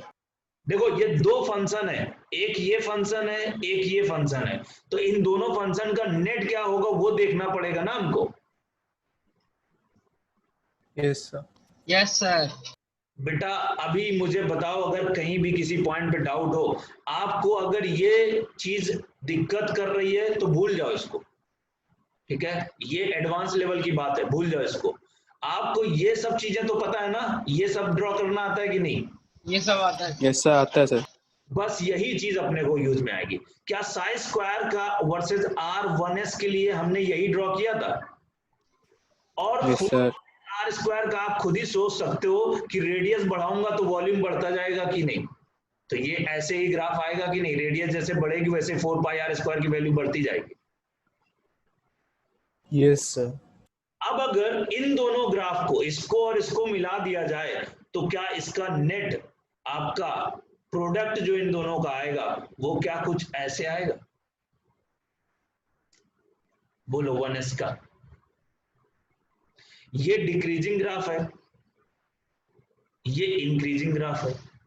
अब बताओ इन दोनों का प्रोडक्ट क्या होगा? R इक्वल टू 0 पे वॉल्यूम 0 है, R इक्वल पे ये मैक्सिमम है। जब यहां R इक्वल टू 0 रखोगे तो क्या ये फंक्शन की वैल्यू 0 हो जाएगी? नहीं समझ रहे हो? दिक्कत आ रही है सर। अरे भैया यार तुम लोग ना ग्राफ नहीं, ग्राफिकल अभी तुमको ग्राफ पढ़ाए नहीं गए क्या मैथ्स में? सर पढ़ाया गया। पढ़ाए गए ना। अब मुझे यार एक बात बताओ कि अगर हम, ये दो ग्राफ है मेरे पास, एक इंक्रीजिंग एक डिक्रीजिंग है। अच्छा ये बात समझ में आएगी नहीं कि ये ग्राफ ऐसे जाएगा यस और ये सर। ग्राफ क्या आ ऐसे? गई सर? Yes sir. मुझे बताओ इन दोनों अगर दोनों को जोड़ दोगे, इसका प्रोडक्ट और इसका प्रोडक्ट कर दोगे, तो बताओ यहाँ r इक्वल टू 0 पे 0 है, यहाँ पे r इक्वल टू 0 पे मैक्सिमम है, तो क्या वैल्यू 0 नहीं आएगी दोनों की प्रोडक्ट? आएगी सर। अब थोड़ा आगे चलते हैं, ये वैल्यू डिक्रीज हो रही है, ये वैल्यू इंक्रीज हो रही है, तो नेट क्या होगा? कुछ ऊपर की तरफ उठेगा कि नहीं उठेगा? Yes sir. ठीक है, यस सर। ये इंक्रीज हो रहा है, ये थोड़ा डिक्रीज हो रहा है, नेट क्या ऊपर की तरफ उठेगा। लेकिन एक पॉइंट आएगा जहां पे ये दोनों एक दूसरे को कट कर रहे होंगे, वहां के बाद ये डिक्रीज होना शुरू हो जाएगा, क्योंकि ये तो कॉन्टिन्यूअसली इंक्रीज हो रहा है, ये आपका डिक्रीज होने के बाद सीधा क्या होता है? फ्लैट हो जा रहा है। तो ये क्या होगा? धीरे धीरे नेट डिक्रीजिंग हो जाएगा कि नहीं? Yes sir. Yes sir. ये थोड़ा सा आपको विजुलाइज करना पड़ेगा ग्राफिकल मेथड से। ऐसे ही अगर मैं 2s का ग्राफ बनाऊं, चलो 2s का ग्राफ देख लेते हैं। 2s का ग्राफ आप कहा जाता है, मान लो सर। हाँ बेटा। सर पिछले जो ग्राफ बनाया था आपने, हाँ, इसमें सर वो ऊपर जाने के बाद फ्लैट हो जाता है क्या?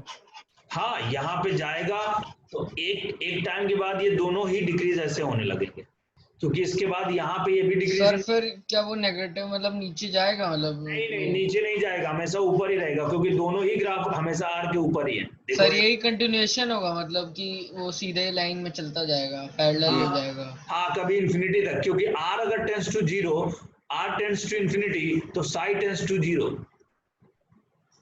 याद आ रहा है? टेंड्स टू 0 होगा, Yes. कभी कभी आपका वो उसको टच नहीं करेगा। ओके और सर। सर और ऊपर जाएगा मतलब कि सिर्फ पैरेलल हो जाएगा? ऊपर इसके सीधा तो नहीं बच सकता ना, क्योंकि एक डिक्रीजिंग एक इंक्रीजिंग है, तो कभी ऊपर नहीं जा सकता ना। अगर दोनों इंक्रीजिंग होते तो ये ग्राफ एक्सपोनेंशियली इंक्रीज हो जाता, अगर दोनों डिक्रीजिंग होते तो ये ग्राफ नीचे की तरफ आ जाता। लेकिन अगर एक इंक्रीजिंग एक डिक्रीजिंग है तो कुछ इसी तरह का ग्राफ आएगा बेटा, तुम आप खुद ही सोचो। दो वेव्स, अगर एक इंक्रीजिंग वेव है एक डिक्रीजिंग वेव है, तो रिजल्टेंट डिपेंड करेगा उनके एम्पलीट्यूड पे कि नहीं? Yes sir. Yes sir. तो वही चीज तो बता रहा हूँ कि एक मान लो पहले इंक्रीज होता रहेगा, फिर क्या होगा, डिक्रीज होना शुरू हो जाएगा, फिर जीरो की तरफ जाएगा। ये बात आपको थोड़ा थोड़ा समझ में आना चाहिए, अगर ग्राफ का थोड़ा भी नॉलेज है आपको तो। सर मेरा ये डाउट था कि मतलब 0 पे आ जाएगा फिर ये क्या बेटा? आखिरी में जाके सर ये 0 पे आ जाएगा नंबर, मतलब जो आर की सर जो आपने लाइन बनाई है जीरो सर को उसमें कभी टच नहीं करेगा, जीरो को कभी टच नहीं करेगा, बिल्कुल सीधा सीधा जाता रहेगा ना सर, फ्लैट होगा बिल्कुल। फ्लैट। सीधा सीधा ही जाता रहेगा। Yes okay sir. ठीक है, अभी 2s का बनाऊं, आगे बढ़ूं 2s वाला। Yes sir. ठीक है, अब 2s वाला देख लेते हैं। देखो ये थोड़ा एडवांस का है, थोड़ा समझने में दिक्कत तो होगी ही। अब 2s का ग्राफ मुझे बताओ, साई स्क्वायर वर्सेस आर का ग्राफ कैसा था? साई स्क्वायर वर्सेस आर का 2s का ग्राफ कैसा था? यहां जाते थे और आर फिर पे टच होके ऊपर है। यहाँ पे रेडियल नोड बताता था कि नहीं, याद है? Yes sir. Yes sir. Versus r 2s का। ऐसे ही अब बताओ इसमें वॉल्यूम का ग्राफ जो है, वॉल्यूम का जो ग्राफ है वो 4 pi r square versus r का जो ग्राफ है वो इंक्रीजिंग होगा कॉन्टिन्यूसली। बोले यस या no? Yes sir. Yes yes sir. ठीक है, तो नेट रिजल्टेंट इसमें क्या होगा? इसमें होगा आपका यहाँ पे तो जीरो से पहली बात तो शुरू होगा, जीरो से शुरू होगा, फिर क्या होगा, इंक्रीज होगा, फिर डिक्रीज होगा, फिर इंक्रीज होगा, फिर डिक्रीज होगा। ये जो एम्पलीट्यूड है ये कॉन्टिन्यूअस बढ़ता जाएगा। ठीक है, और ये क्या दिखा रहा है, नोड। ये क्या दिखा रहा है, नोड। देखो ये नोड है कि नहीं यहाँ पे, यस सर। तो ये नोड का दिखाएगा। बस इतनी बात याद रखिएगा कि इसका समेशन और इसका summation zero, r equal to zero पे जो ऊपर से शुरू हो रहा था वो नीचे से शुरू होगा, बाकी सारा ग्राफ ऐसे के ऐसे ही रहेगा। यहाँ पे ये डिक्रीजिंग है, ये इंक्रीजिंग है, तो आपका ग्राफ ऐसा आएगा। अब फिर यहाँ पे जीरो वैल्यू आ गई तो यहाँ पे भी जीरो आना पड़ेगा, क्योंकि psi square into 4 pi r square है। तो अगर साई स्क्वायर की वैल्यू जीरो हो गई, इसकी वैल्यू जीरो हो गई, तो बताओ नेट वैल्यू जीरो होगी कि नहीं होगी? Yes sir. तो ये इसको टच करेगा, फिर इसके बाद ये भी इंक्रीजिंग है और ये भी इंक्रीजिंग है, तो इंक्रीज होना शुरू कर दिया। इसके बाद ये डिक्रीजिंग हो गया, ये लेकिन इंक्रीज ही कर रहा है, तो नेट क्या हो जाएगा, नीचे आने लगेगा। सर तो साई स्क्वायर होगा कि साई आर स्क्वायर होगा? Psi r square, yes, radial probability density है। ठीक है, psi r square into 4 pi r square. क्या इतनी बात थोड़ी थोड़ी समझ में आई कि नहीं आई? ऐसे हाँ सर। अगर मैं 3s का बनाऊं, चलो 3s का बना लेते हैं। 3s का ग्राफ अगर हम बनाते हैं, psi square, psi r square into 4 pi r square और वर्सेस आर। यहाँ पे हमारा 3s का ग्राफ कैसे आएगा? अब ये एक जगह पे और टच करेगा और यहाँ पे उड़ जाएगा। करेक्ट है बेटा? Yes sir. चलो अब मुझे बताओ, क्या इसका अब कैसा बनेगा? ऐसे, एक नोड, दूसरा नोड और तीसरा नोड। तो ये नोड और ये नोड, ये आपका क्या 3s का ग्राफ होगा? बोलो यस सर। अभी समझ में आ रहा है? सर आ रहा है। यार सर। अब धीरे धीरे आने लगा, चलो बढ़िया। सर ये कांस्टेंट इंक्रीज करेगा एम्पलीट्यूड इसमें भी? इसका तो कांस्टेंट इंक्रीज करेगा ना, क्योंकि रेडियस बढ़ाते जाओगे तो आपको 4 पाई आर स्क्वायर की वैल्यू 3s का 3s का ये, हाँ ये नोड, ये एम्पलीट्यूड बढ़ता जाएगा सभी में। ठीक है, अभी समझ में आया थोड़ा थोड़ा? Yes sir. Yes sir. अब देखो, अगर मैं एक ग्राफ ड्रॉ कर देता हूं, अब क्वेश्चन कैसे बनेंगे, बस इसमें क्वेश्चन देखने वाली बात है। ठीक है, अब क्वेश्चन कैसा बने?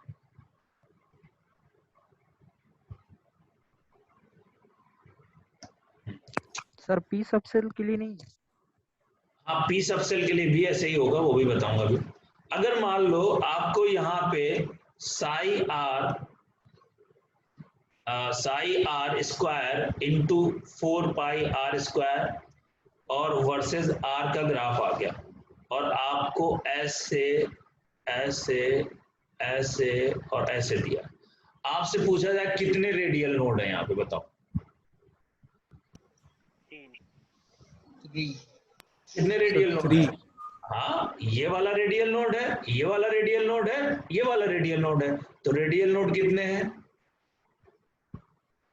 3। यस या नो? अच्छा, रेडियल नोड पता चल गया। अब बताओ, ये एस सब सेल का ग्राफ है, एस सब सेल का ग्राफ है ना? यस चूंकि आपका, अच्छा ये तो नहीं बता सकते, रेडियल नोड बता सकते हैं इसमें कितने रेडियल नोड। तो रेडियल नोड आपको क्लियर हो गया।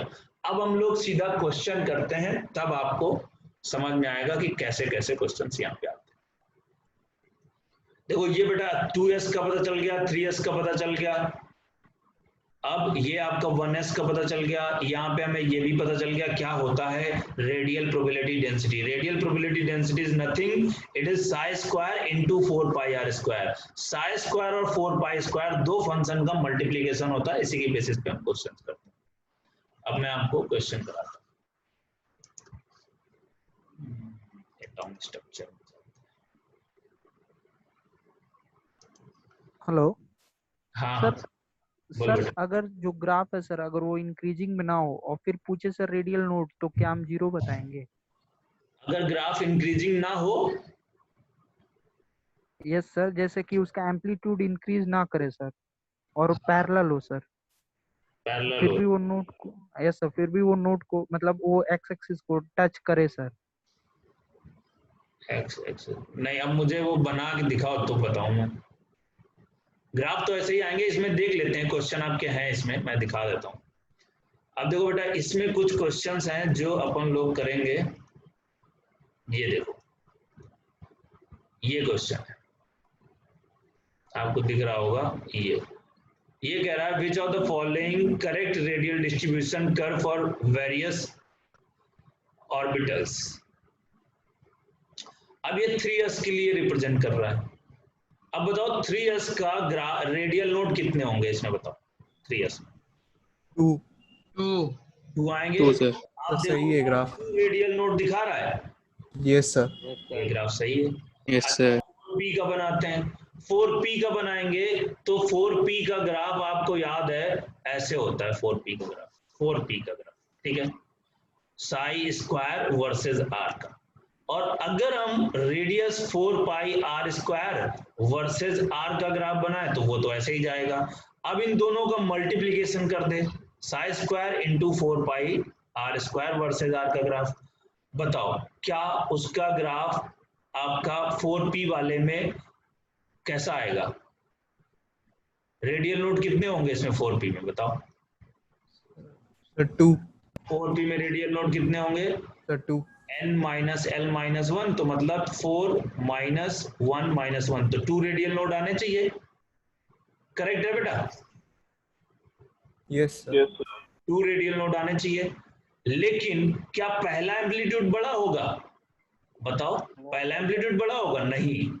कैसा आएगा आपका ये वाला जो आता है साई स्क्वायर का ग्राफ, ये कैसा आता है?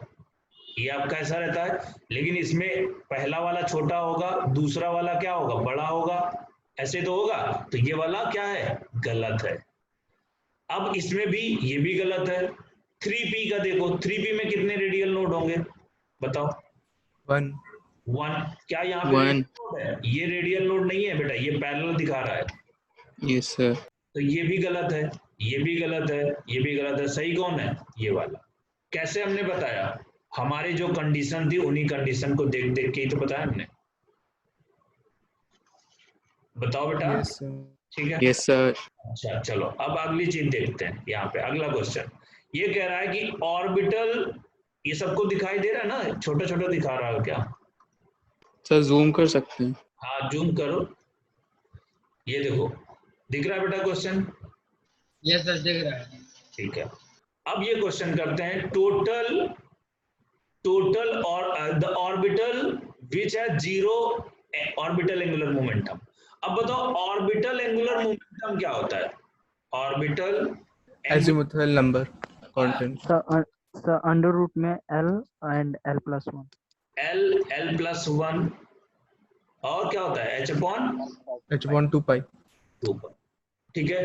अब मुझे बताओ इसके लिए s के लिए क्या होगा? 0 होगा कि नहीं? क्योंकि एल की वैल्यू 0 होती है। Yes sir. 0 0 + 1 h/2 ये होगा एस के लिए। अच्छा पी के लिए क्या होगा 1 1 + 1 √h/2। अच्छा डी के लिए क्या होगा, डी की वैल्यू एल की वैल्यू क्या होती है 2 2 + 1 h/2। आपसे पूछा क्या है 0, तो किसके लिए यस 1s के लिए। क्या सबको समझ में आ रहा है बेटा? आ रहा है सर। Yes sir. अब अगली चीज सुनो, अगला चीज समझो। इसमें क्या रहा है, which of the following has electronic configuration of copper 29। क्या कर सकते हो आप कॉपर 29 का electronic configuration? Sir C option. वो सबको दिख रहा होगा 4s1 3d10 होना चाहिए जिसमें सर होगा 2 वही। प्लस है सर, 3D 9 होगा ना। 3d डी हाँ ऑप्शन होगा फिर सर, डी ऑप्शन। बिल्कुल सही बात, डी ऑप्शन होगा, ठीक है। अच्छा spin magnetic movement of action, ये बहुत बढ़िया क्वेश्चन है, ये सभी लोग ट्राई करो और बताओ मुझे क्या होगा। 43 क्वेश्चन ट्राई करो, 43 क्वेश्चन।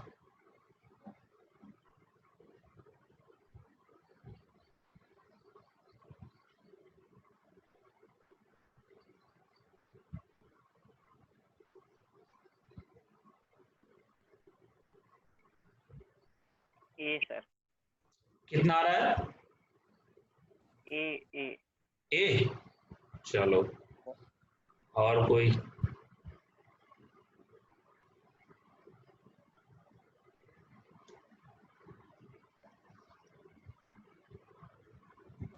सर ए आ रहा है, चलो। Yes sir.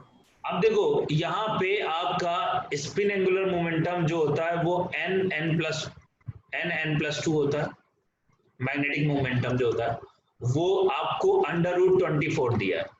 बोले यस या नो? Yes sir. अब बताओ क्या n is the number of unpaired electron निकाल सकते हो, इससे कितने आएंगे? Yes sir. यस कितने सर। आएंगे? कितने आएंगे number of unpaired electron? 4। Sir 4 आ रहा है। 4 आ गया। इससे पता चल गया कि नंबर ऑफ अनपेयर्ड इलेक्ट्रॉन कितने। नंबर ऑफ अनपेयर्ड इलेक्ट्रॉन पता चल गया, बढ़िया है, ठीक है। अब हमको क्या करना है, मैग्नेटिक मूवमेंट, आपका मैग्नेटिक मूवमेंट में तो नंबर ऑफ अनपेयर्ड इलेक्ट्रॉन आ गए। अब वो कह रहा है hence the number of unpaired electron बताओ, तो वो तो हमने बता दिया। अब वो पूछ रहा है इस n की वैल्यू बताओ। बहुत बढ़िया, एटॉमिक नंबर 26 है, इसका इलेक्ट्रॉनिक कॉन्फ़िगरेशन लिख सकते हो 1s2 2s2 2p6 3s2 3p6 और 4s2 और 3d6 होना चाहिए था इसका जब 26 एलिमेंट था x। लेकिन जब ये xn हुआ, xn की वैल्यू पता करनी है। अभी बताओ इसमें अनपेयर्ड इलेक्ट्रॉन कितने हैं, अभी बताओ कितने अनपेयर्ड इलेक्ट्रॉन है? 4। 1 2 3 4 5 6, ठीक है।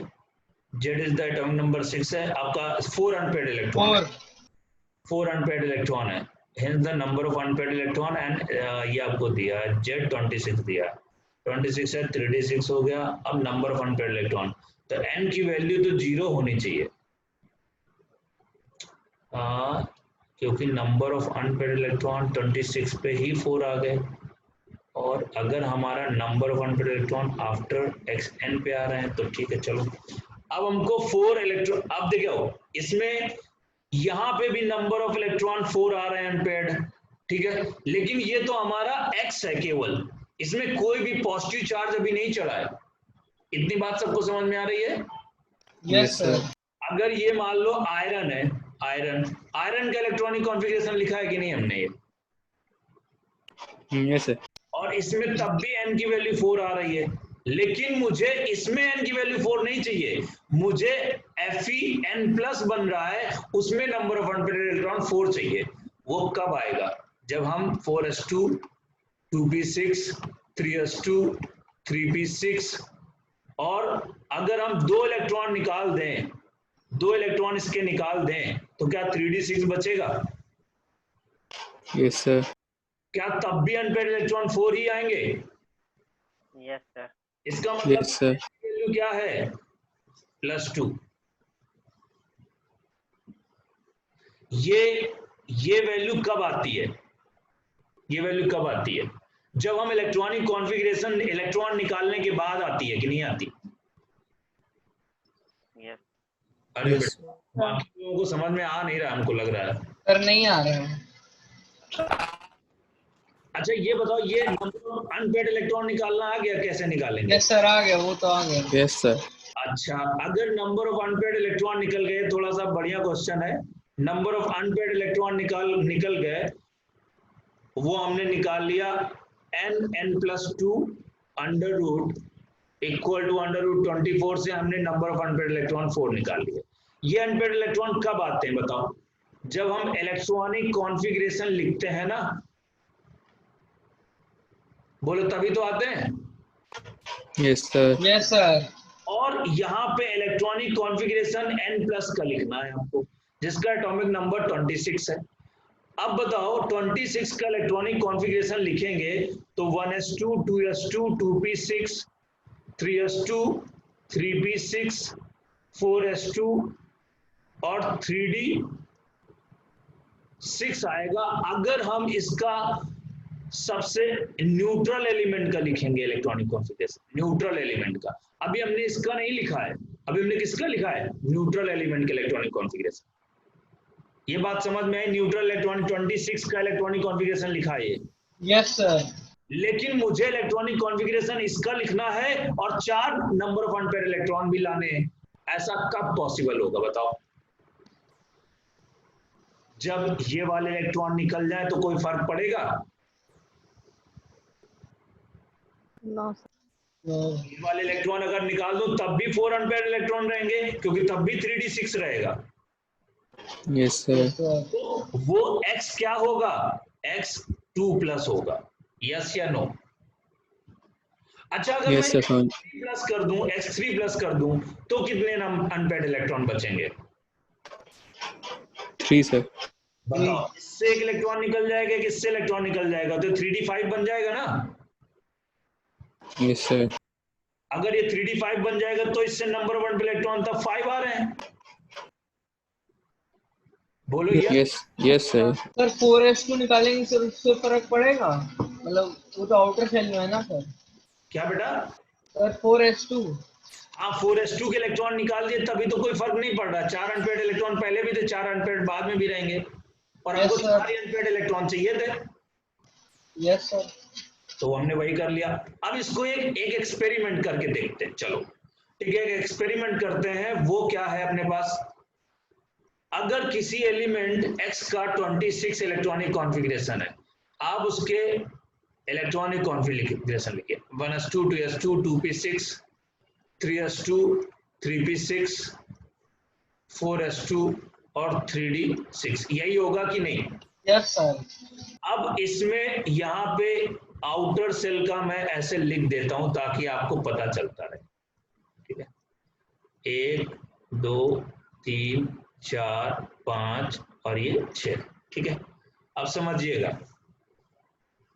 अब जो आपका इससे मैंने एक इलेक्ट्रॉन निकाला तो ये x1 बनाया। अब बताओ एक इलेक्ट्रॉन निकलेगा तो इसमें अनपेयर्ड इलेक्ट्रॉन कितने हो जाएंगे?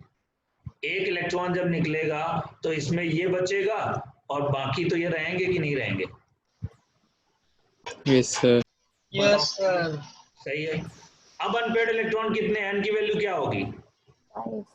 5। अच्छा अगर x2+ कर दें तो क्या बचेगा? समझ गए, अब आ गया। अब आया ना? आ गया। हाँ चमक गया, थोड़ा लेट चमकता। चलो अब बताओ, इसमें 4 बचेंगे unpaired electron. Yes sir. Yes sir. अगर अब मैं x3 कर दूं तो ये तो खाली हो चुका होगा। अब इससे भी एक इलेक्ट्रॉन 5 हो जाएंगे सर, फिर हो नहीं पाएगा, इसलिए x+2 आ जाएगा। यहाँ पे n5 आ जाएगा। x4 कर दूं तो कितने होंगे? अब बताइए, यहाँ पे तब भी 4 आएंगे कि नहीं? Yes sir. Yes sir. Question का आंसर हो सकता था, लेकिन तब अनपेयर्ड इलेक्ट्रॉन 4 ही रहेंगे और तब आपका n4 होता। तो ये n+, ये आपका जो ये n है, इसका जो n था वो आपका +2 पे भी 4 अनपेड इलेक्ट्रॉन होंगे और +4 पे भी 4 अनपेड इलेक्ट्रॉन होंगे। तो आंसर में चेक करो क्या ऐसा कुछ है क्या? 4 अनपेड यस सर है। इलेक्ट्रॉन और 4 अनपेड इलेक्ट्रॉन, फिर कोई ऐसा ऑप्शन ही नहीं है। यस सर, है ही नहीं ऑप्शन। मल्टीपल चॉइस क्वेश्चन बनाता तो यहाँ पे 4 और 4 कर देता तो वो भी ऑप्शन सही होता कि नहीं? Yes sir. अब समझ में आ गया सबको? आ गया सर। बहुत बढ़िया, काफी लेट समझते हो। चलो अगला बोलो। क्वेश्चन नंबर 24 बताओ। अरे 44 सर बी। कितना आ जाएगा? कह रहा है विच है maximum number B, of sir, B. Electron. 4 इसमें कितने होंगे बताओ? इसका आउटर सेल कॉन्फ़िगरेशन क्या होगा? 3D 10 10 0 होंगे कि नहीं? इसका क्या होगा? 3D 6 4 unpaired electron. इसका क्या होगा? 3D 8 2 unpaid. 2 7 सर क्या होगा? 7 बताओ किसमें है? बी में अनपेड इलेक्ट्रॉन सबसे मैक्सिमम है कि नहीं? Yes yes sir. ये अच्छा, ये 3D 7 होगा, सॉरी ये यस सर 7 हो गया। यस सर 7 होगा तो 3 इसमें आ जाएंगे, 3 अनपेड इलेक्ट्रॉन। सही है बेटा? तो कौन सा यस ऑप्शन सर आएगा? बी। B sir. बहुत बढ़िया। चलो अब अगला क्वेश्चन जो है वो है आपका 45 करके बताओ मुझे। 45 question. Total spin resulting for D7। अब बताओ D7 लिखना है बेटा। बहुत बढ़िया क्वेश्चन है ये। 1 2 3 4 5 6 7। अब इससे टोटल स्पिन बताना है, मतलब S की वैल्यू बतानी। और वो क्या होता था? स्पिन ऑफ आयन क्या होता था? Summation of I equal to 1 to n Sn होता था। अब बताओ 3/2 इसका +1/2, इसका -1/2, इसका +1/2, इसका -1/2, इन सभी का +1/2 +1/2 +1/2। क्या ये दोनों एक दूसरे को कैंसिल कर देंगे? यस सर यस सर +1/2 +1/2 +1/2 कितना आ जाएगा? 3/2। 3/2 आंसर क्या होगा? 3/2। यस या no? 3/2 yes yes sir. Sir. अब क्वेश्चन नंबर आप 47 करिए।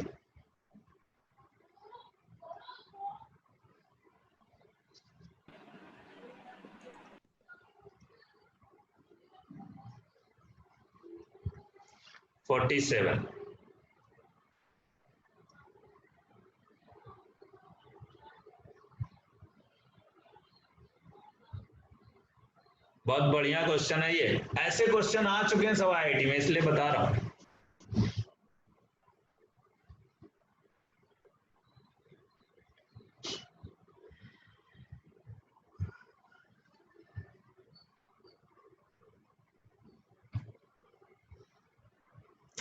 कर रहे हो बेटा सभी लोग?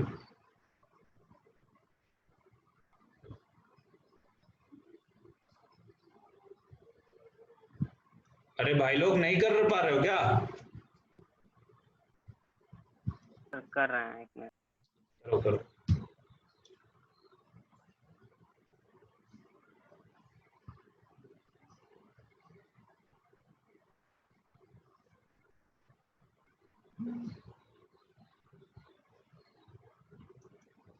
Sir 12 and 5 B 12 and 5। Yes sir चलो अगर हमारे पास क्रोमियम का ग्राउंड स्टेट कॉन्फ़िगरेशन देखें तो क्या होता है? 1s2 2s2 2p6 3s2 3p6 4s2 और 4s1 और 3d5। बोले यस या नो? Yes sir. अब वो कह रहा है कि number of electron with azimuthal quantum number L equal to 1। L equal to 1 का मतलब क्या होता है? P। Yes sir. अब बताओ P में कितने कितने इलेक्ट्रॉन है? तो P कौन है? एक ये P है, एक ये P है। बताओ कितने इलेक्ट्रॉन है? 12 है कि नहीं? Yes sir. Yes sir. और आपका L इक्वल टू 2 मतलब P आपका क्या है? D है ये। और D आपके D में कितने इलेक्ट्रॉन है? D आपका ये 5। हो गया क्वेश्चन का आंसर। बोलो यस या नो। Yes sir. अब बताओ अगला question, orbital angular momentum of 2s। 0। Zero ही होगा क्योंकि s के तो सारे जीरो होते हैं। कैसे? √L प्लस 1 h/2 L की वैल्यू तो जीरो होती है तो रख दो, जीरो आएगा कि नहीं? Yes sir. Yes sir. बिल्कुल कबाड़ी वाले क्वेश्चन है सर समझ। हाँ सर अगर स्पिन ऑफ एन एलिमेंट से जीरो हो तो उसका स्पिन मल्टीप्लिसिटी +1 होगा ना? हाँ +1 होगा, बिल्कुल सही बात। ठीक है, अब एक बात बताओ, अगर मैं क्वेश्चन दे दूं कि नंबर ऑफ इलेक्ट्रॉन बताओ, नंबर ऑफ इलेक्ट्रॉन बताओ with n plus l equal to 3, ऐसे इलेक्ट्रॉन बताओ इसके कॉन्फ़िगरेशन में जिनमें n प्लस l की वैल्यू 3 हो। सर 8। कितने हैं सर 8। इसमें n प्लस l की वैल्यू कितनी है? 1। इसमें n प्लस l की वैल्यू कितनी है? 2। इसमें n प्लस l की वैल्यू कितनी है? 3। इसमें n प्लस l की वैल्यू कितनी है? 3। इसमें n प्लस l की वैल्यू कितनी है? 4। इसमें n प्लस l की वैल्यू कितनी है? 4। इसमें n प्लस l की वैल्यू कितनी है? 5। तो 3 वाले कितने हैं? सिर्फ यही तो है। Yes sir. तो बताओ कितने इलेक्ट्रॉन है? 8 है कि नहीं? यस। ऐसे बहुत क्वेश्चन बनाए जा सकते हैं। क्या बात सबको समझ में आ रही बेटा? Yes sir. Yes sir. ऐसे ही क्वेश्चन आएंगे। अब अगला देखते हैं अपन लोग, ये एक्सरसाइज। अच्छा अब ये भी क्वेश्चन कर लेते हैं। बताओ electron density in xy plane of dx square y square orbital will be 0। Sir wrong, false. देखो आपका ये x और ये y है, dx स्क्वायर y स्क्वायर ये है कि नहीं? Yes sir. अब मुझे बताओ इसमें कह रहा है कि xy प्लेन, तो क्या xy प्लेन आपका ये है? क्या xy प्लेन ये है? बताओ। No sir. नहीं है ये, तो कौन है xy प्लेन बताओ फिर। सर इसे यही तो xy प्लेन है ये। फिर तो सर सही है। हाँ yes sir. xy plane of dx square y square orbital is 0, बिल्कुल सही है। अब बताओ electron density in xy plane of dz square orbital, dz z square orbital, z square orbital ये है। बताओ xy प्लेन में कभी 0 हो पाएगा? नहीं, गलत है ये, क्योंकि इसमें प्लेन होता ही नहीं, नोडल सरफेस होता है। यस या नो? और वो भी कोनिकल, याद है? और 2s orbital has one nodal surface. सही है sir. 2s orbital has one nodal yes surface. Sir. 2s orbital के पास क्या नोडल सरफेस होता है क्या? नोडल सरफेस मतलब नोडल प्लेन होता है क्या? अच्छा सर नहीं होगा। गलत। 2pz orbital has xy planar node 2pz। अगर मेरा ये z है, ये x है, ये y है, ये z है और इसमें मैं बना रहा हूं ये z, तो ये 2pz हो गया। अब मुझे बताओ नोडल प्लेन यही वाला होगा कि नहीं? और वो कौन सा प्लेन होगा? xy plane. XY sir. तो इसने बात सही कही है कि नहीं? बिल्कुल सही सर। तो इसका आंसर क्या होगा? सर ऑप्शन ही नहीं। अच्छा इनकरेक्ट पूछा है तो बी एंड सी। बोले इनकरेक्ट पूछा है ना? Yes sir. सही है कि नहीं? तो सब कुछ जो आपको पीछे पढ़ा चुका हूं वो क्वेश्चन कैसे बनाते हैं समझ में आ रहा है? Yes sir. यस सर आ रहा है। बहुत बढ़िया समझ में आ रहा है। तो अगले पेज में चलते हैं, नेक्स्ट पेज। हाँ अब इसमें आ जाओ। जो मुझे क्वेश्चन कराने थे वो मैंने रेड में करके रखा हुआ है।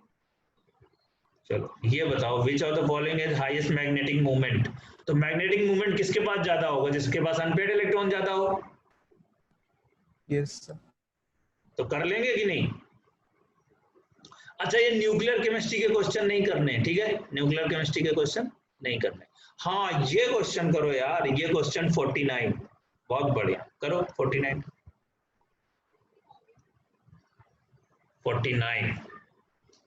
अब मैं ढूंढ ढूंढ के क्वेश्चन ला रहा हूं, मजा आ रहा है मुझे।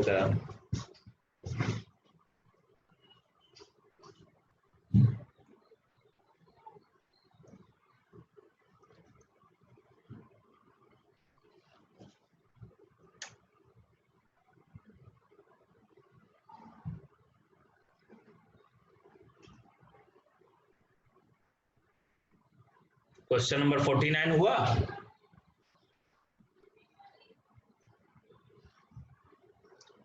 Possible value of L and Ml for the last electron in Cl minus।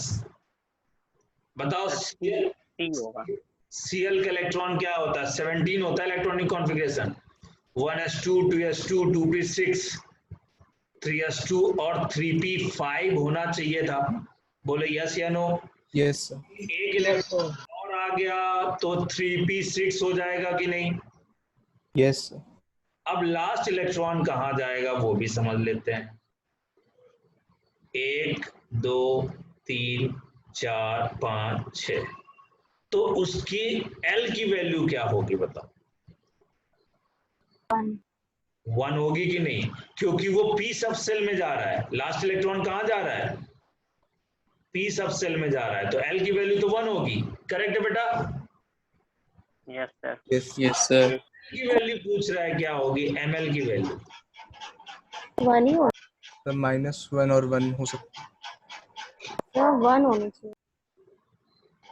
अब बताओ, या तो ये ऑप्शन तो गड़बड़ हो गया, ये ऑप्शन गड़बड़ हो गया। अब इसमें और इसमें चेक करना है, ठीक है? तो अब मुझे बताओ, अगर L की वैल्यू 1 है तो ml की वैल्यू या तो -1 हो सकती है, -1 0 और 1। -1 0 +1। अब इस वाले ऑप्शन में जाते हैं तो ये 2 दिया है, क्या ये सही है? No sir. No no sir. Sir. तो लास्ट ही ऑप्शन बचा है ना? Yes sir. Yes sir. खत्म क्वेश्चन। अगर मैं ऐसे कह दूं क्रोमियम का लास्ट इलेक्ट्रॉन जो जाएगा उसका बता दो, L और ml और nl कुछ भी बोल दूं तो क्या निकाल दोगे? Yes yes sir. Yes sir. यार बहुत आसान है क्वेश्चन, समझ रहे हो? अगला करते हैं।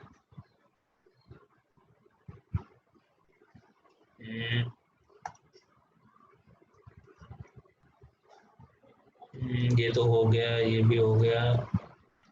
Number of d electron retain in Fe2+ ion is, वो तो ठीक है, ये भी आसान है, ये भी हो गया। अगला क्वेश्चन करते हैं। हाँ ये आओ, अब इस वाले क्वेश्चन में आओ। क्वेश्चन नंबर 25 देख रहे हो? क्वेश्चन नंबर 25 करो।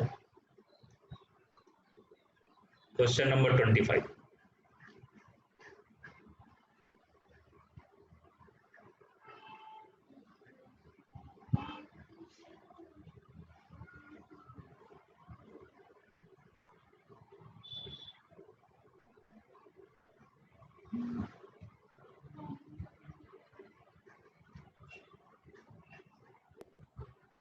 First option. हाँ फर्स्ट ऑप्शन। फर्स्ट ऑप्शन है, सभी लोग चेक करो बेटा। यस सर, फर्स्ट आ रहा है सर। कॉन्फ़िगरेशन लिखो, क्या होगा 37 के सर लिए? एस ब्लॉक के तो सर 0 आएगा। Yes sir. Correct. 4 set of quantum number of valence electron. Last electron कहाँ जाता है बताओ? तो 5s1 में जाता है। 5s1, यही तो है इसका इलेक्ट्रॉनिक कॉन्फ़िगरेशन लिखा होगा, तो लास्ट में 5s1 आएगा। तो अगर 5s1 आ रहा है तो n की वैल्यू क्या होगी? 5। l की वैल्यू क्या होगी? 0। और अगर l की वैल्यू 0 है तो ml की वैल्यू क्या होगी? 0। बोले यस या नो? Yes sir. अब अगर यहाँ पे एक ही इलेक्ट्रॉन है तो या तो वो ऊपर जाएगा या तो नीचे जाएगा, तो या तो +1/2 या तो -1/2। अब ऑप्शन चेक कर लो, 5 0 0 +1/2, ठीक है। 5 1 ये गलत हो गया, 5 1 ये गलत हो गया, 5 0 के बाद 1 दे दिया, ये भी गलत हो गया। एक ही ऑप्शन है, यस या no? Yes sir. Yes sir. तो मतलब ऐसे क्वेश्चन आएंगे तो क्या कोई दिक्कत वाली बात है कि बताओ? अच्छा नहीं सर। है ना। अब ये ग्राफ बहुत ही सिंपल से ग्राफ है। हाँ अब क्वेश्चन नंबर, चलो ये तो अगली क्लास में बताऊंगा आपको। क्वेश्चन नंबर एडवांस के भी ये कर ही लेते हैं। ये करेंगे आप, ये क्वेश्चन पैराग्राफ पढ़ेंगे? चलो पैराग्राफ पढ़ो।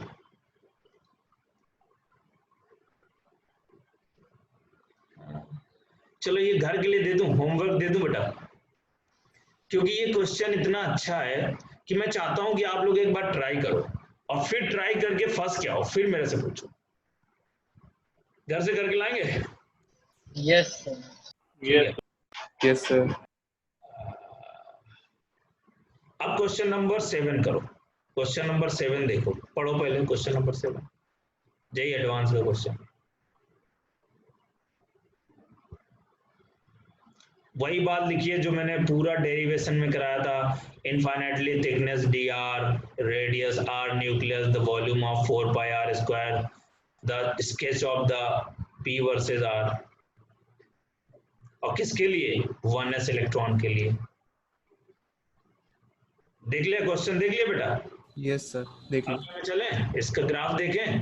अब बता दो बेटा, ग्राफ देख के ही बता दो कौन सा है। डी। सर डी है। डी होगा, खत्म बात। ऐसे क्वेश्चन आते हैं, ठीक है। अब क्वेश्चन नंबर हम करेंगे 6 वाला। सभी लोग 6 वाला क्वेश्चन नंबर करेंगे।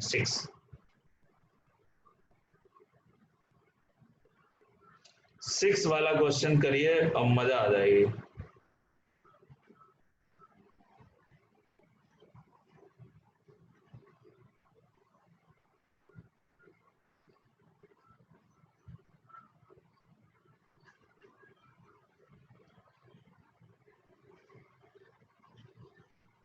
Sir option C. Option C, अरे वाह, वेरी गुड। कैसे निकाला बेटा?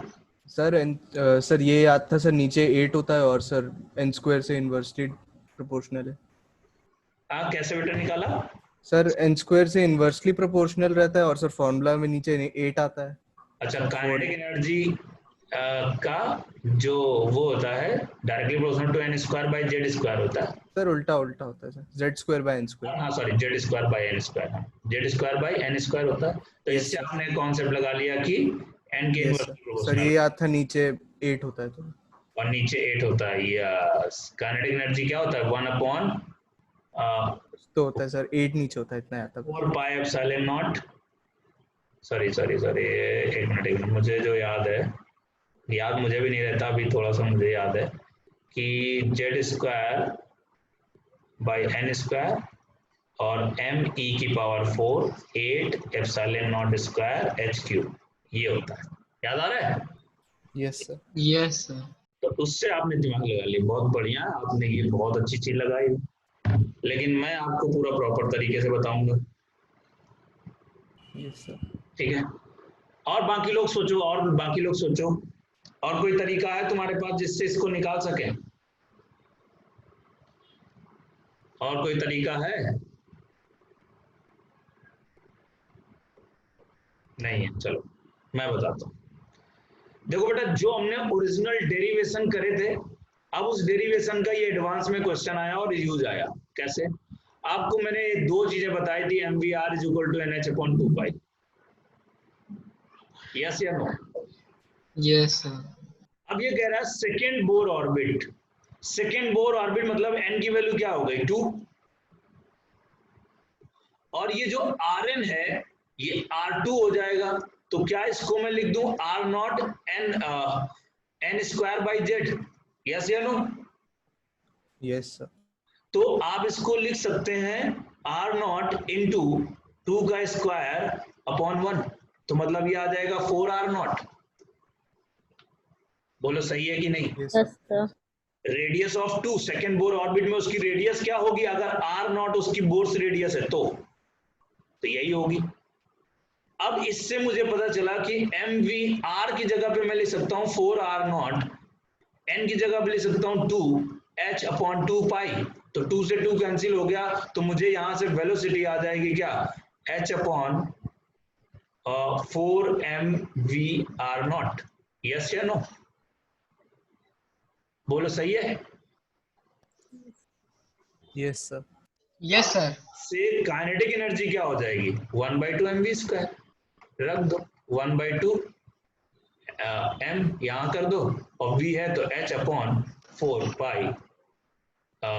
ये आपका v है, सॉरी यहाँ पे v नहीं होगा, 4πm आएगा, 4πm। तो यहाँ पे पाई m r0 का होल स्क्वायर। अब देखो क्या वही एक्सप्रेशन आ जाएगा कि नहीं? चेक करो बेटा। यस सर वही आ रहा। हाँ, तो ये जो हम लोग डेरिवेशन किए थे सब कुछ इसी में रखा हुआ है, सब कुछ इसी में है, इस वाली इक्वेशन में, याद रखिएगा। बस आर आपको निकालना आना चाहिए, एन की वैल्यू निकालना आना चाहिए, बस इसी से सब कुछ निकालेंगे हमेशा क्वेश्चन। ये एडवांस का क्वेश्चन था लेकिन कुछ भी नहीं था, बहुत आसानी से हम कर सकते हैं इस क्वेश्चन को। बताओ अभी कहीं कोई दिक्कत आ रही क्या? सब कुछ समझा जा सकता है। अब अगर मैं ही क्वेश्चन बताता रहूंगा तो आप लोग क्या करेंगे? ठीक है, तो अब आपको क्या करना है, यहाँ पे